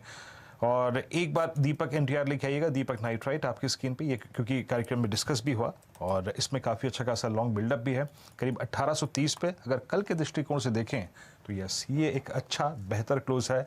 पिछले 5-7 सेशन की मार्केट की टर्बुलेंस का कोई इंपैक्ट नहीं है यहाँ पर, और ये स्टॉक आज अच्छे खासे वॉल्यूम्स के बीच में आज अपनी 20 डे एक्सपोनेंशियल मूविंग एवरेज की ट्रेजेक्ट्री पार करके क्रॉस करके क्लोज हो रहा है, और ये 20 डे मार्क के ऊपर क्लोज आ रहा है लगभग 4 से 5 सेशन के बाद। मानस, बहुत संक्षेप में ये क्या इंप्रेस कर रही है क्लोजिंग आपको दीपक एनटीआर की, नाइट्रेट की?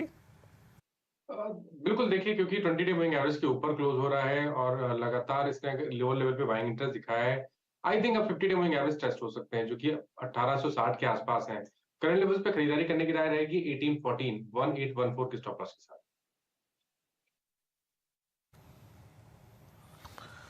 ओके, चलिए अब एक काम करते हैं, बस हमने ओआई एडिशंस को देख लिया, और क्लोजिंग अगर आप इंडस्ट्रीज की देखें, जिस अगर पॉसिबली इस रेंज में हो रही है तो 17,054 आप मंथली कॉन्ट्रैक्ट के पुट राइट, देखिए 17,000 is psychological level, 17,000 monthly contract के पुट राइटर का जोन था, वो आप सिक्योर करके ले जा रहे हैं। और बहुत दिनों के बाद आज बैंक निफ्टी की लोअर शेडो यानी क्लोज वर्सेस डे लो इस सब्सटेंशियली अगर आप देखें थोड़ा सा बड़ा है, बट जो क्लोज निफ्टी आईटी को मिल रहा है 28,803, ये बेहद ही खराब close below all moving averages.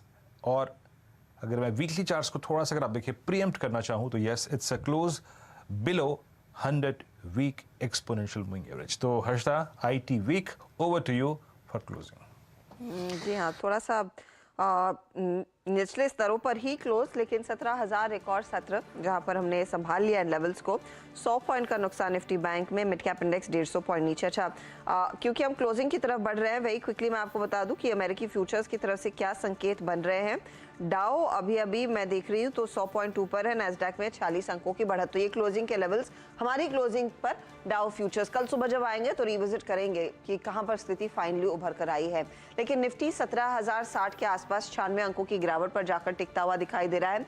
बैंकों में आज दबाव था, लेकिन बैंकों से ज्यादा निफ्टी आईटी की धुलाई होती हुई दिखाई दी। 450 पॉइंट के नुकसान पर ये इंडेक्स, और कई ऐसे छोटी मिड कैप आईटी कंपनियां हैं जिनका एक्सपोजर ऑफ कोर्स कई उन दबाव वाले बैंक्स में आने के आसार है, तो इसीलिए हमने देखा मेजर शॉर्ट की पोजीशंस बनती हुई दिखाई दी और दिग्गजों का भी ज्यादा साथ नहीं था। तो बीएफएसआई का अच्छा खासा एक्सपोजर भारतीय आईटी कंपनियों के रेवेन्यू में, और वही एक पेन पॉइंट शायद आगे उभर कर आएगा।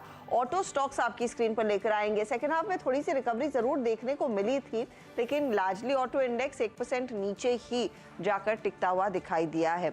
कुछ स्टॉक्स आपकी स्क्रीन पर रखते हैं जहां पर ऑफकोर्स बड़े स्विंग्स देखने को मिले थे। आज सोना BLW वो स्क्रीन पर लेकर आएंगे। याद रखिएगा कल ब्लॉक डील में कई सारे दिग्गज FIIs ने पार्टिसिपेट किया, तो स्टॉक 7% ऊपर जाकर टिकता हुआ दिखाई दे रहा है। इसके अलावा मिड कैप आईटी में जो प्रेशर पॉइंट्स थे, कोफोर्ज, एम्फोसिस, पर्सिस्टेंट, ये 3 काउंटर्स जहां पर हमने देखा अच्छी खासी बिकवाली के ट्रेड्स देखने को मिले। 4% से ज्यादा का नुकसान कुछ काउंटर्स में नजर आया है, तो ये इनफैक्ट लूजिंग एंड पर थे। आज अदानी ग्रुप शेयरों में फिर बिकवाली का दबाव रहा। अदानी पोर्ट, अदानी एंटरप्राइजेस, हालांकि निचले स्तरों से कोशिश हो रही थी कुछ रिकवरी की, लेकिन ज्यादा कुछ कर नहीं पाए। 4% नीचे पोर्ट, तो एंटरप्राइजेस में हमने देखा 7% के नुकसान पर क्लोज देखने को मिला है। हीट मैप आपके लिए लेकर आएंगे। क्लियरली गिरने वाले शेयरों की संख्या ज्यादा थी, मिड कैप्स और स्मॉल कैप्स में भी यही स्थिति उभर कर आई है, और एक और सत्र जहां पर ज्यादा स्क्रीन आपको लाल दिखाई देगी। पोर्ट और एंटरप्राइजेस दबाव में। आज देखिए M&M के स्टॉक में बिकवाली का दबाव, बजाज फाइनेंस, TCS जैसे काउंटर्स में मुनाफा वसूली अच्छी खासी रही। ONGC कच्चे तेल में जो हाल हो रहा है वो एक नेगेटिव है ONGC के लिए, तो वो सॉफ्टवेयर साइड पर। ITC में करीब 1% तक का नुकसान देखने को मिला। टाइटन में तेजी थी क्योंकि $1900 के आसपास कॉमेक्स के भाव है, तो कल भी जाते जाते भागा ये काउंटर, आज 1.5% के उछाल पर जाकर टिका है। BPCL 1.1% ऊपर। LNT में लास्ट आवर ऑफ ट्रेड में अच्छा स्विंग अप देखने को मिला। भारती एयरटेल आज तेजी में रहा है पूरे दिन, क्योंकि इन्होंने अपने सारे सर्कल्स में अब वो एंट्री लेवल प्रीपेड में टैरिफ हाइक ले लिया है। SBI लाइफ में हल्के से अंश खरीदारी के, लेकिन आखिर में देखिए ICICI बैंक और एक्सिस बैंक और ऑफ कोर्स इंडसइंड बैंक के थोड़ा सा पॉजिटिव साइड पर था, लेकिन ICICI और एक्सिस में अच्छा स्विंग अप देखने को मिला है क्लोजिंग पर, और वो संकेत अच्छा। रिलायंस इंडस्ट्रीज मझधार में था, थोड़ा सा दबाव आया, लेकिन फाइनल क्लोज एकदम सॉफ्ट रहा है, ज्यादा कुछ गिरावट नहीं, 0.22% तक का नुकसान। मारुति के लिए थोड़ा सा डाउन डे, आयशर के लिए एक down day. HDFC bank, SBI जैसे स्टॉक्स में हमने देखा है आज के दिन ज्यादा बिकवाली का दबाव। तो 17,067 पर फाइनल क्लोज आता हुआ 87 अंकों की गिरावट देखने को मिली है। हम 16,998 तक टूटे हैं, वहां से रिकवर करके 17,000 के ऊपर क्लोज। तो ये दूसरा दिन है जहां पर हमने 17,000 को बस मैनेज कर लिया है। सीधा सौदा में इस तरह के मार्केट में किस तरह के रिटर्न्स बने हैं, किन किन स्टॉक्स में सबसे ज्यादा एक्शन रहा, वो आपकी स्क्रीन पर। तो आशीष ने सोना BLW, Mahindra CIE, of course जो फंड्स के नाम सामने आए हैं उसके बल पर लिया, और दोनों में तेजी। लुपिन के लिए हल्का सा पॉजिटिव US FDA की तरफ से सपोर्ट मिला, तो स्टॉक ऊपर। डेटा पैटर्न्स आज फ्लैटिश रहा है दबाव में। टेक महिंद्रा, इन्फोसिस में बिकवाली बढ़ती हुई। हैप्पीएस्ट माइंड कमजोर आज, और डाबर तेजी की तरफ। नीरज ने पकड़ा, करीब 0.5% से ज्यादा की गेंस उधर देखने को मिले। तो ये है फिलहाल आज के लिए आपका क्लोज 17,043 पर 100 पॉइंट ऊपर इंडेक्स फाइनली टिकता हुआ।